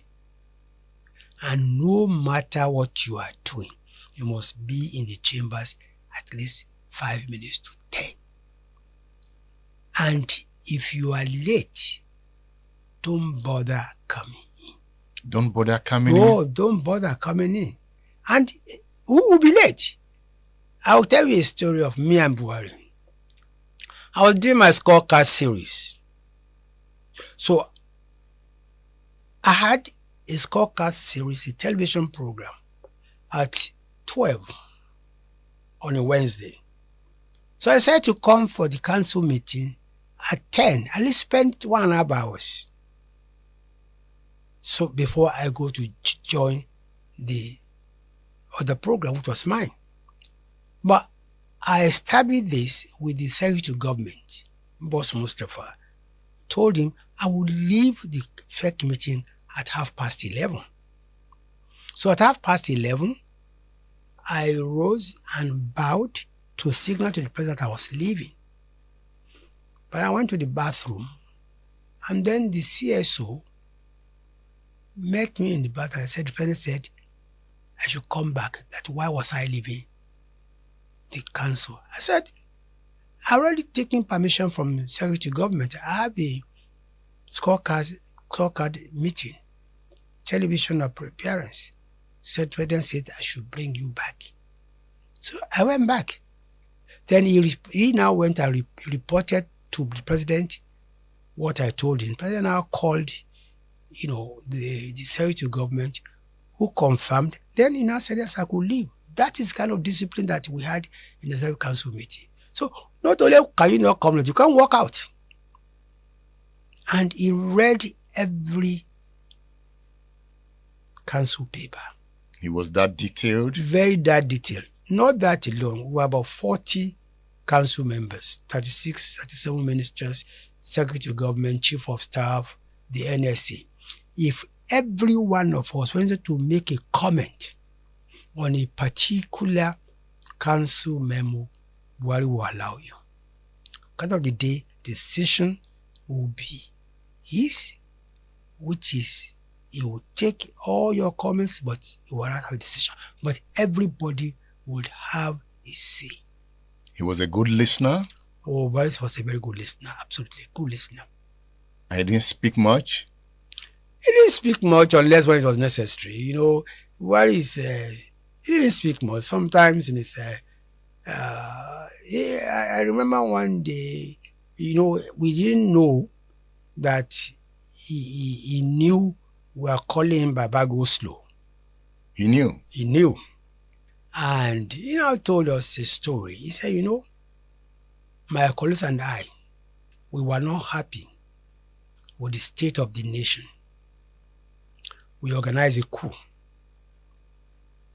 And I became the head of state in December 31st, 1983. He said we were so fed up state of the nation then, that we change the jurisprudence of the country. Before, you were innocent until proven guilty. We change the law to say you are guilty. It's now for you to prove your innocence. We set up many tribunals and we jailed people and we confiscated properties. However, 20 months later, I was also overthrown. I was put in the same jail that I put people. The people I put in jail were freed. The properties I confiscated were returned to them.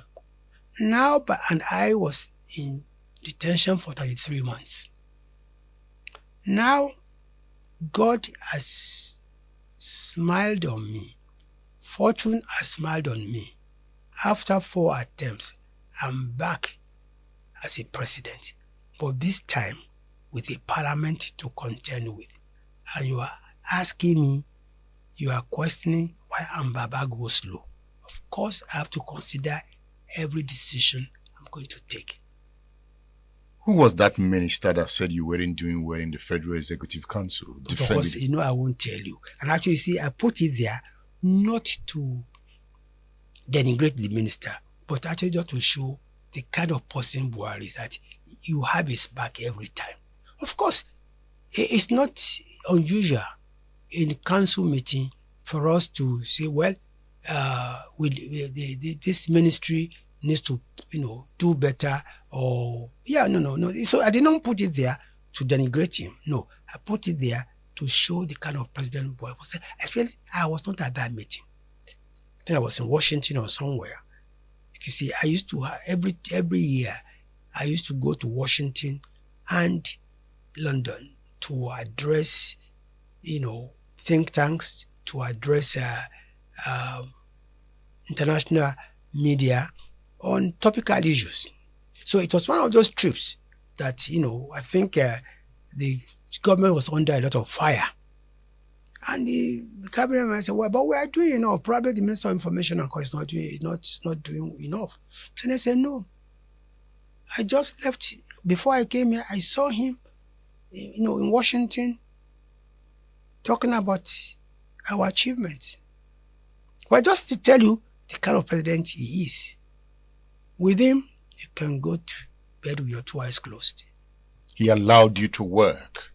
He allowed me to work. He gave me the support, and he defended me when necessary. Your last meeting with him, when you were leaving, did you have the premonition that anything sad was going to happen? Not in the least. It was Ramadan. I was also looking forward to the end of Ramadan, and I think we had I can't remember the date. No, we broke our fast together, we prayed together, and then I left. He saw me off, as usual, and he will see you off to your car. Sent off to my car, and I said, so it was a shock when I learned that he died. I was not prepared for it at all. What happened to him? I don't know right now, honestly. And I think he went for the normal medical checkup, and then he took ill.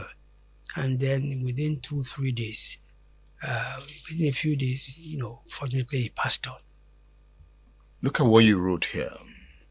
You said, I also recall that when the president was recuperating in London after a serious illness that took him away for some time, and no one was allowed to see him, he called for me, Femi Adesina, and Garba Shehu.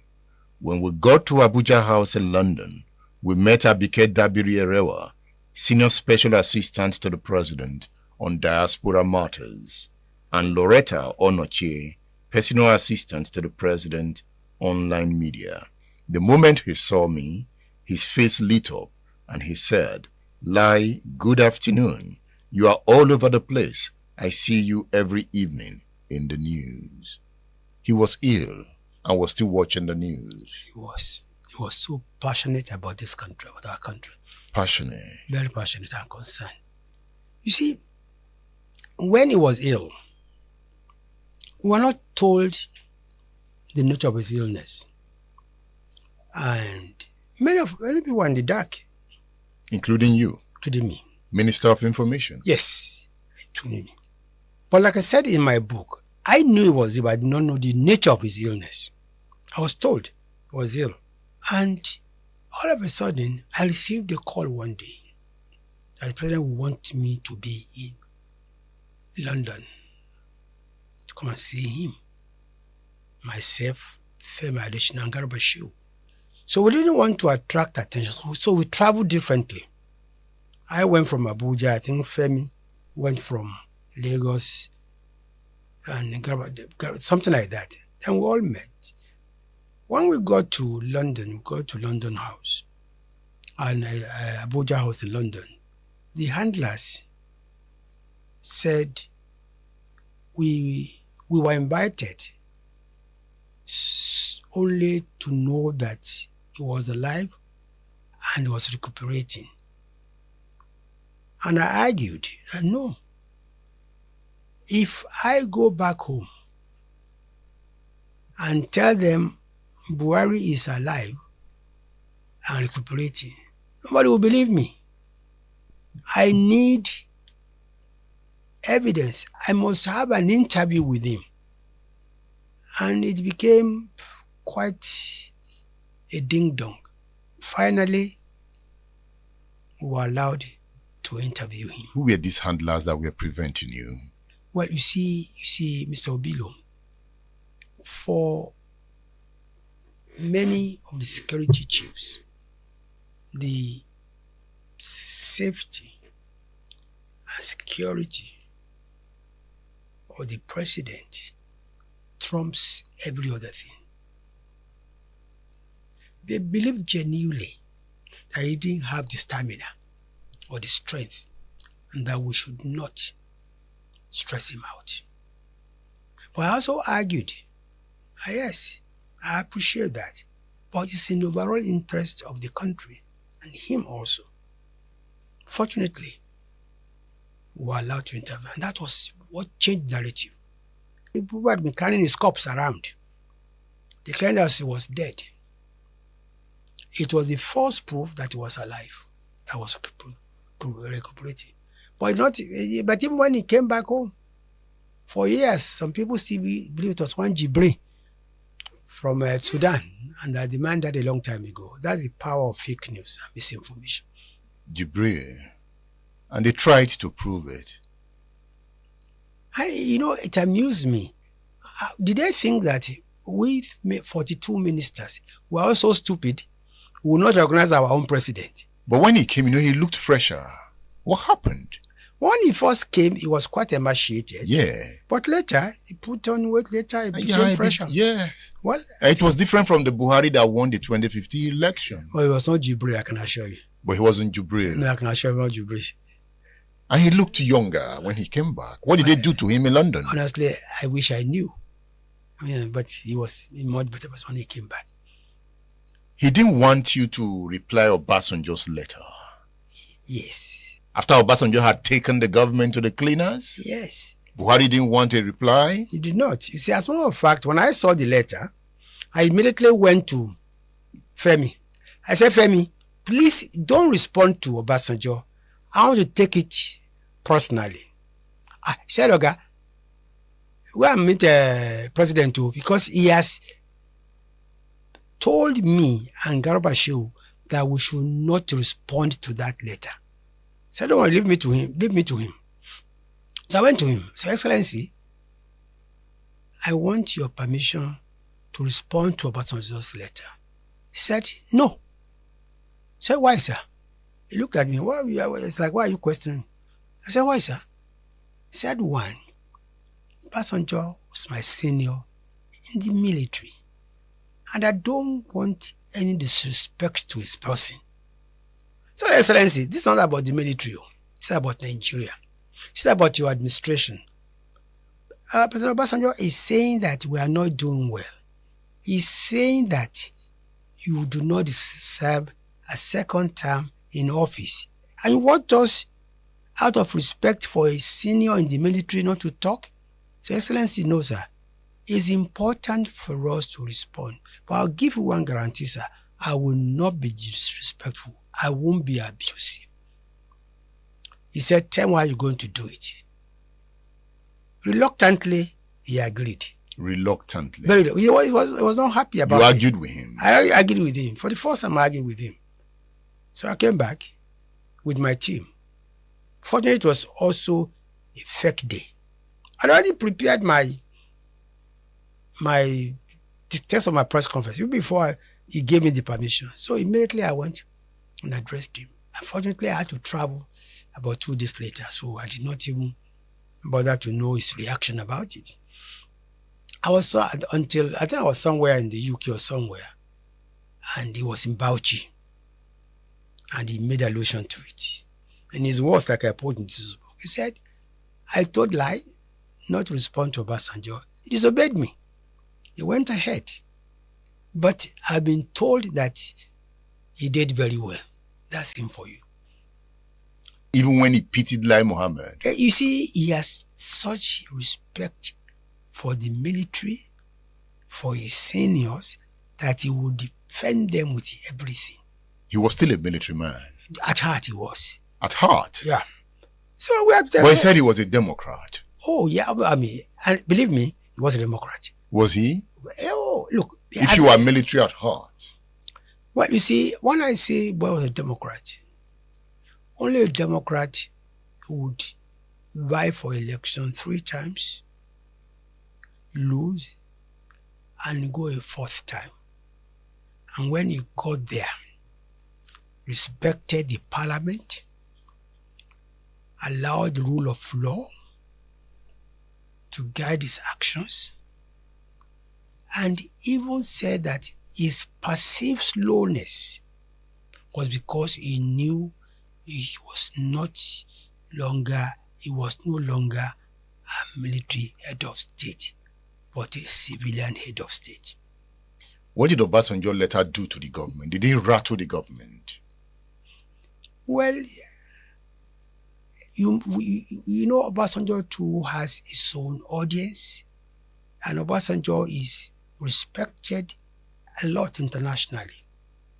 That is why we felt it was important to respond to his letter and put the record straight and provide context to the allegations he made against our government. State Affairs with Edmondo Bilo is live.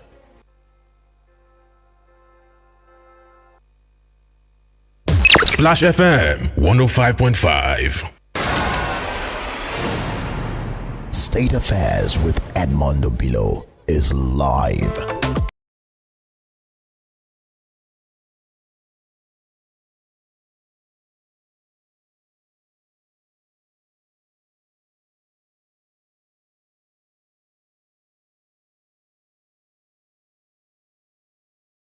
Adebayo.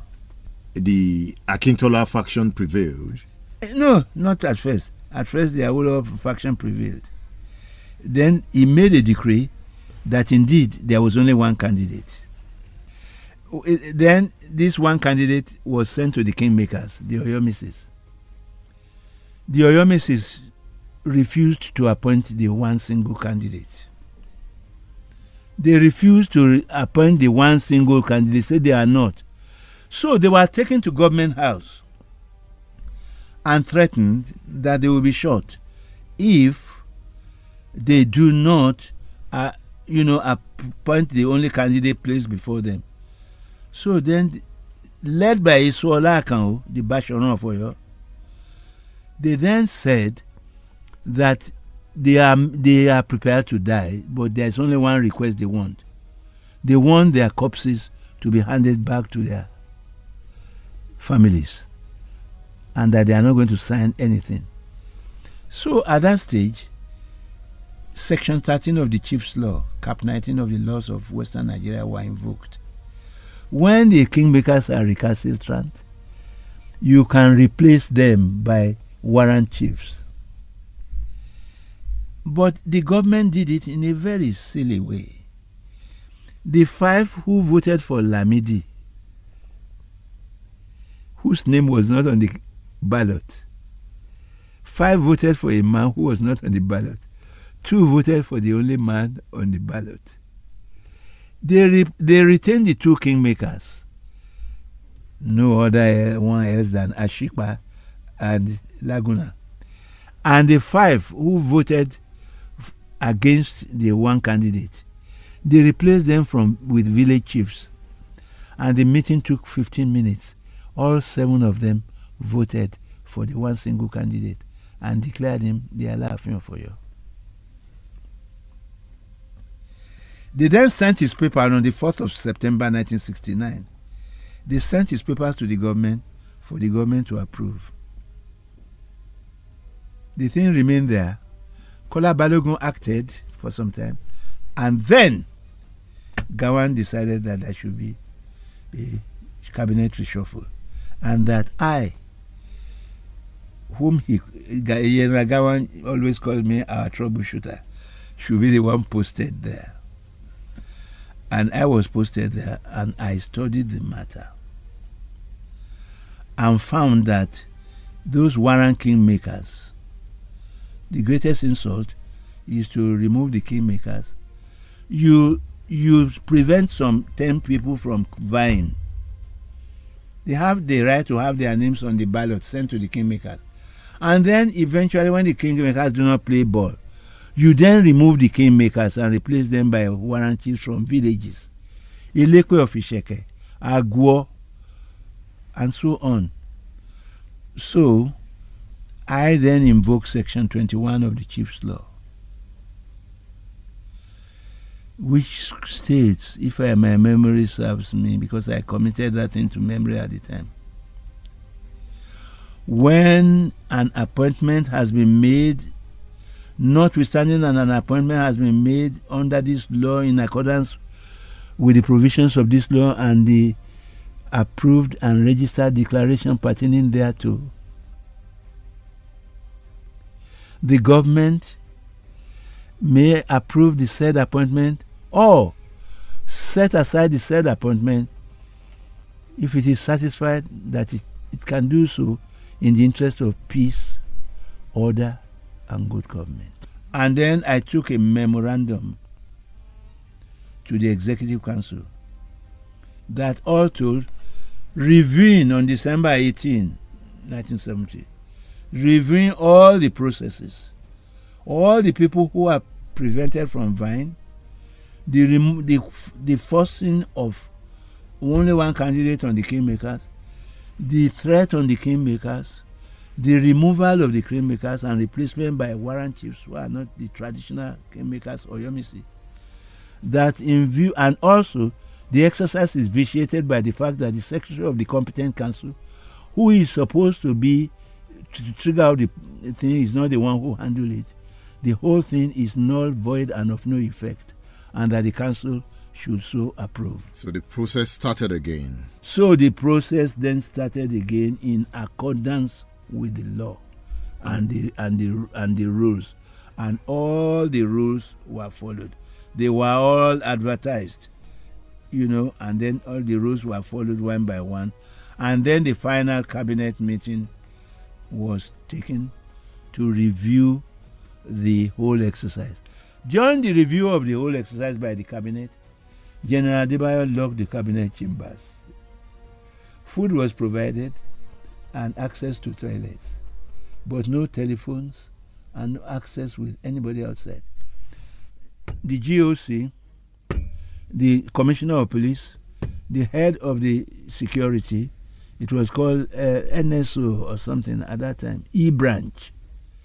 All those are there, and all the commissioners. No permanent secretaries. And then, for the first time, General Adebayo imposed the condition that everybody must speak. Each person must speak and speak to the point.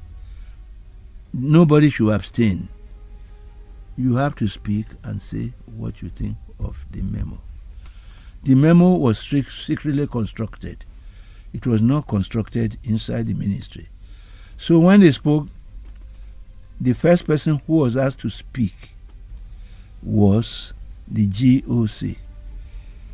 he spoke and spoke in favor of Lamidi Adeyemi.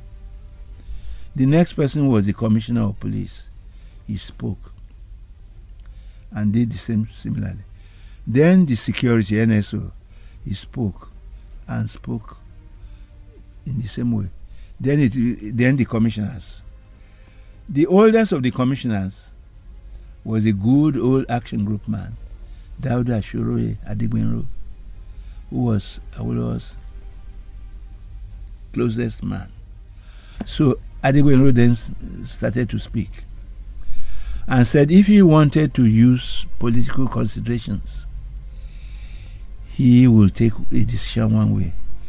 But as a good Muslim and as an honest man, and looking at the exercise, the transparency with which the exercise, he is voting for Lamidi Adeyemi. At that stage, there is a cabinet meeting. General Adebayo almost burst into tears. So they then spoke. After that, the commissioner introduces the memo. Yes. And then the GOC. And everybody, the decision was unanimous. Except one person. Who? Michael Omishade. And we've already written it in a book. And then the cabinet caught fire.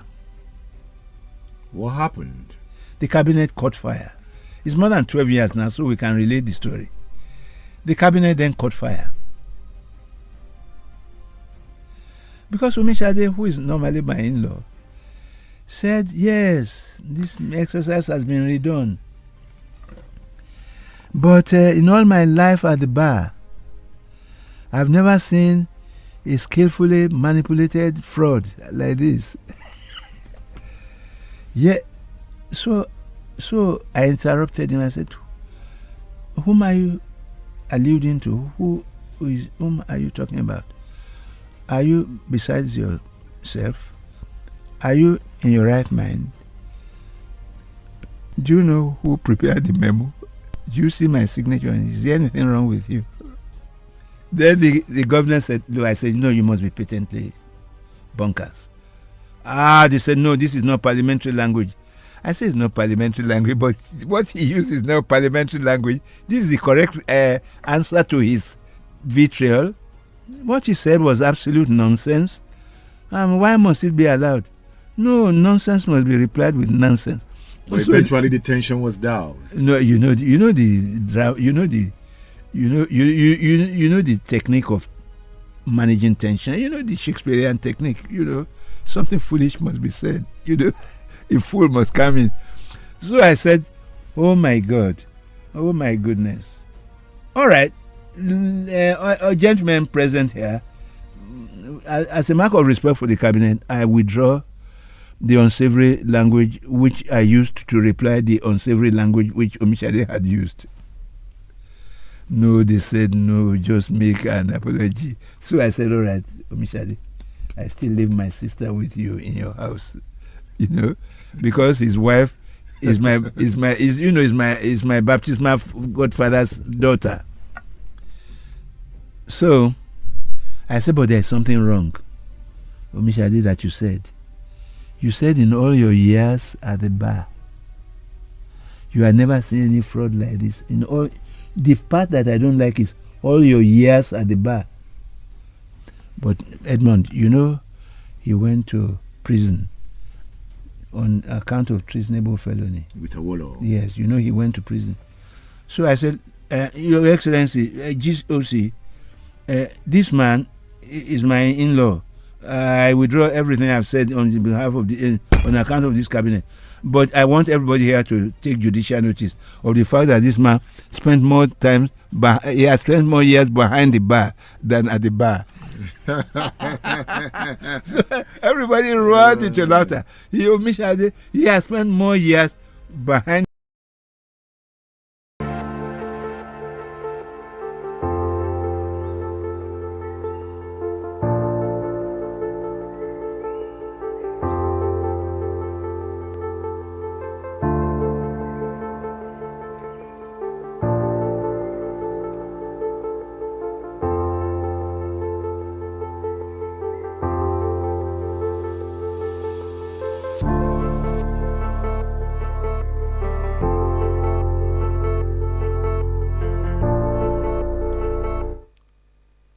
Lai Mohammed, Minister of Information 2015 to 2023, is on state affairs.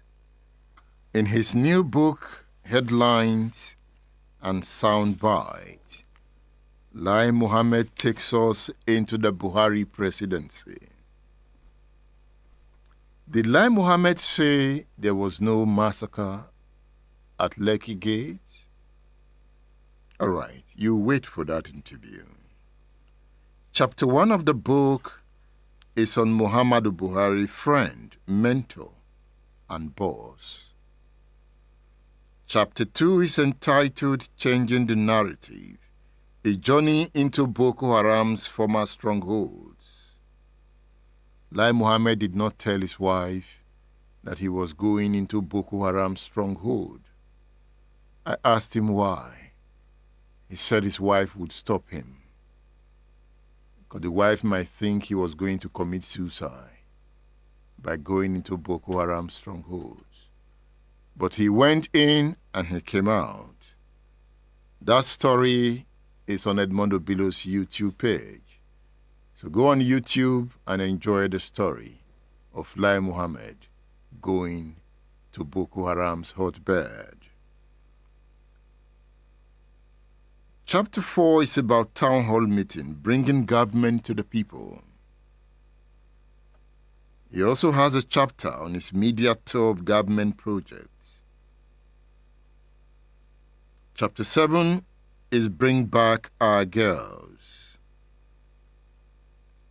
Advocacy in the face of a pandemic, Nigeria's communication campaign against COVID-19. Are you a student of media? Are you a media worker? Are you a researcher? Lai Mohammed's book is for you. It's about government communication. And I'm happy with this book. Projecting National Image, the Power of Hosting International Conferences. That is chapter 10 of the book. Chapter 13 is Digital Switchover, Advancing Nigeria's Journey to Digital Broadcasting. You know, the National Broadcasting Commission is under the Ministry of Information. How did Lai Mohammed navigate that era? Advancing Nigeria's Journey to Digital Broadcasting. That story is on chapter 13 of the book. Chapter 14, Silencing the Bird. Lai Mohammed silenced the bird. It is the story of Nigeria's Twitter suspension. It's an interview you should listen to. What happened?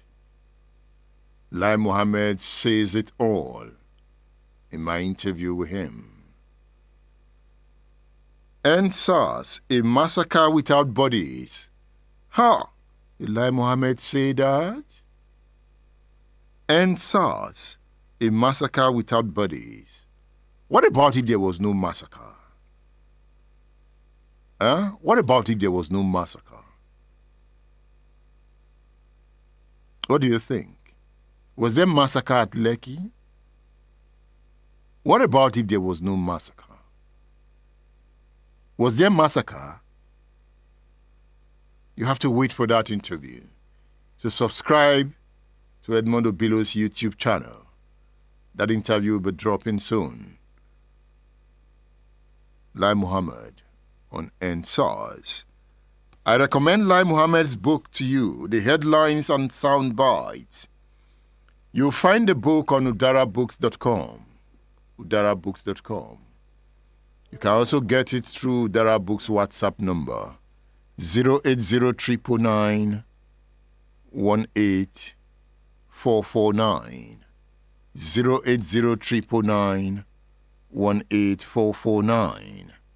Do not forget, I have already introduced to you Role Model Series for African Children by Idem Osai. You also find it on udarabooks.com. What about Tony Falola's A Mouth Sweeter than salt, an Africa memoir. A mouth sweeter than salt. You'll find these books on udarabooks.com. Demonstration of Craze by Abdul Oro. Struggles and Transition to Democracy in Nigeria. Demonstration of Craze. Sweet biography. Did I say bio? Autobiography. Autobiography. Abdul Oro was in Ibadan during the week. He flew into Ibadan to come and have the interview on his book, Demonstration of Craze, Struggles and Transition to Democracy.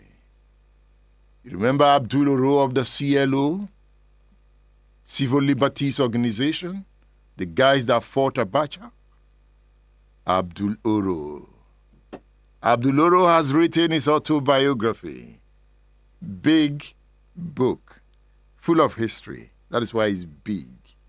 Full of politics, big. In size, big. In quality print, it is big. Abdul Oro's book is a big book. Read this big book, and your mind will expand. Lai Muhammad is on State Affairs. You see, long before the All Progressives Congress emerged as a dominant political force, a series of quiet meetings took place, difficult negotiations and strategic calculations brought together two unlikely power centers in Nigerian politics. Lai Muhammad, Nigeria's Minister of Information between 2015 and 2023, and author of the book Headlines and Soundbites, offers a rare historical account of the encounters that forged the Buhari-Tinubu alliance. Lai Muhammad on State Affairs. You know, you've said Buhari ran the fourth time to win. And that fourth time was the birth of the APC. You were part of the ACN. You've also told us in this interview that you accompanied Asiwaju and Baba Bisi Akonde on several occasions to see Buhari. What were those meetings about? Those meetings were about merger. Those meetings were how you could win elections. You see, whenever the history of this country is written, it's a democracy. The role Buhari and Asiwaju played would always be given a place of honor. You see, in 2003, if you recall, elections were held. And in that election, AD, Alliance for Democracy, was our party originally, lost 5 out of the 6 states it controlled in the Southwest, if you remember. Mm-hmm. Only Lagos was saved. In that 2 or 3 elections, opposition was almost wiped out. By 2005, even Atiku, VP Atiku, was having problem with his principal. It was clear I was not going to have the ticket of the PDP. So, merger talk started. Then between followers of Atiku and Asiwaju in AD. That was all.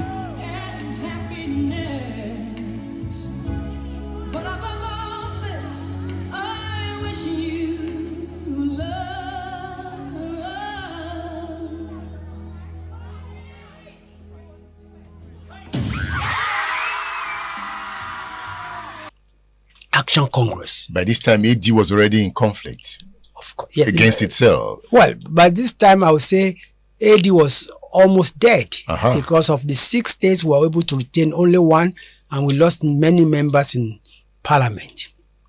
Now, by 2007, the results were not better. Atiku was the presidential candidate this Yes, time. and we did not even come second, he came third. And we, So Asiwaju backed Atiku to win the presidential ticket of the AC. Absolutely, yes. At that time, Asiwaju wasn't interested. He was not interested. He was not interested at that time. So, AC, again, we lost woefully, if you recall. Or the election was rigged. No, neither here nor there. We'll talk about that later. I just want to get you. Then, 2007, we had only Fashola as governor in the whole of AC. See, it's important that this is documented because it was in court that we won Edo, if you remember. Yeah. Edo was on the power of then Labour Party, later joined us in AC, if you recall. We won. That was Oshomole. Shomole. We won Ekiti in court. Fire me. We won Oshun in court. Aregbesola. So by the end of 2010, from one state, we had 4 states. By 2011, we fared better because we now won Oyo, later Jimobi, and we won Ogun, Amosu. That's when we now became a very powerful opposition, even though we still controlled less states than, say, MPP. But we were more vociferous, we were more vocal. And you were the national publicity secretary of the party. Yes, I was privileged to hold that post then. Now, why am I driving at? Is that by 2011, we even tried a merger, an alliance between the CPC, the other CPC or MPP, and ACN, which again failed. I think that was CPC. Because Buhari ran on the platform of CPC. In 2011. Yeah. Right. However, by 2012, it became clear. Why did that merger fail? I think we did not agree on who the running mate was going to be. Why? Because by then, late President Muhammadu Buhari already chosen Pastor Bakari to be his running mate. Now we in ACN, we argued powerfully that, look, we control 6 states. You control only 1 state. That was Nasarawa? We are ready to even submit ourselves to your platform. Contest under CPC. Use your colors and everything. And we're asking of you for only one thing. And you are not giving us. How we can tell our people that they were accused of that we have sold out? But on that point, we went our different ways. And of course, we both lost woefully again in 2011. By 2012, it became crystal clear to both Asiwaju and Buhari that they needed one another. Between 2003 and 2011, Buhari would score 10 million, 7 million, 12 million votes, but he never had the spread. ACN, by 2011, we were in full control of the Southwest, except Ondo, and of course we also had Edo to compensate, but we didn't have the number. So the two political leaders came together and said, look, we'll continue to be defeated as long as we don't merge. So the first time of a real merger was in 2012 to 2013. And by July, I think 31st, 2013, the merger was consummated. But honestly, both these leaders gave their everything to the merger. Asiwaju was on ground. He was on ground, he was behind it, and he gave resources. And He considered virtually everything just for us to have that match. He considered virtually everything. Oh yes. He made that sacrifice? He did. He must give it to him. Was there a deal between him and Buhari? If there was, I don't know. But you were in the meetings? No, if there was, but I know that without the two of them, there would have been no merger. Without the two of them, we would have not won elections. You know, Asiwaju began to tell us, it is my turn. It is my turn. That's what I'm asking. Was there a deal that Buhari, after you, it will be me? Like I said, if there was any, I was not aware. You didn't listen to discussions like that? If there was any, I was not aware. But by this time, did you have the inkling that Asiwaju will one day run for presidency? You see, Asiwaju never hid his ambition to run for presidency. Not one day. So, we all knew he was going to run for presidency. You knew? Of course, yes, I did. Even while he was governor? Well, you see, what his governor was about in 2000, it was a bit far-fetched, but I saw in him even then a national leader. You saw that? Oh yes. You were his chief of staff in the first term? Chief of staff his first term.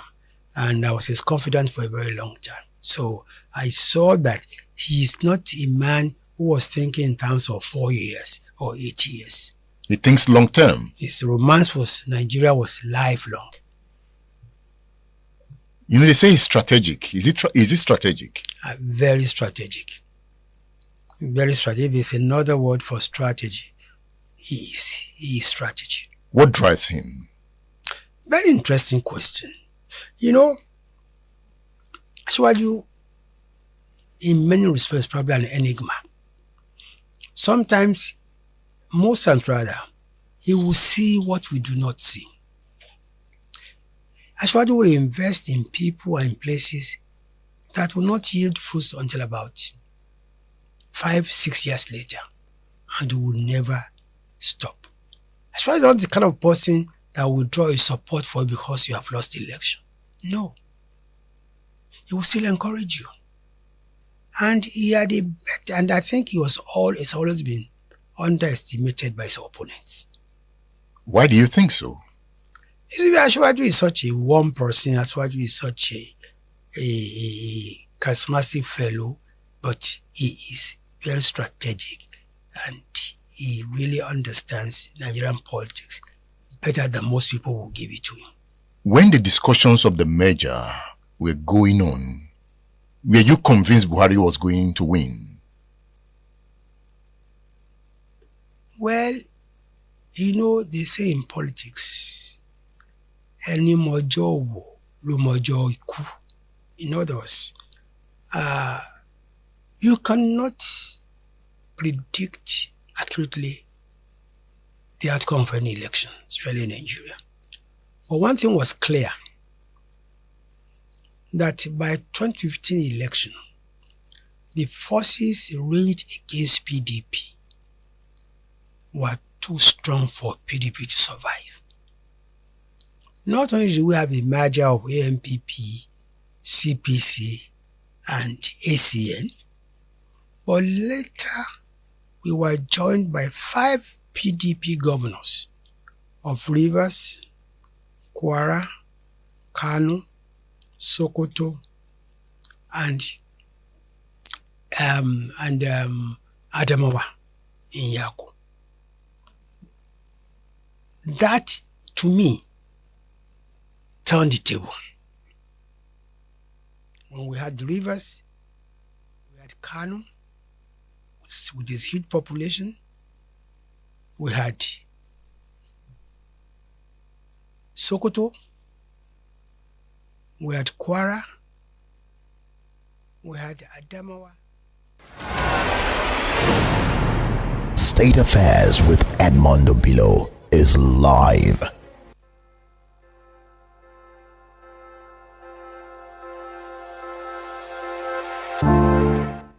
All right, next week we come again. Yeah, and I'll be back on Saturday. Thank you for being there. It is Splash 105.5 FM, the Integrity Station. The next program is Ijoba Tiwa with Sheun Special. I am Edmondo Bello.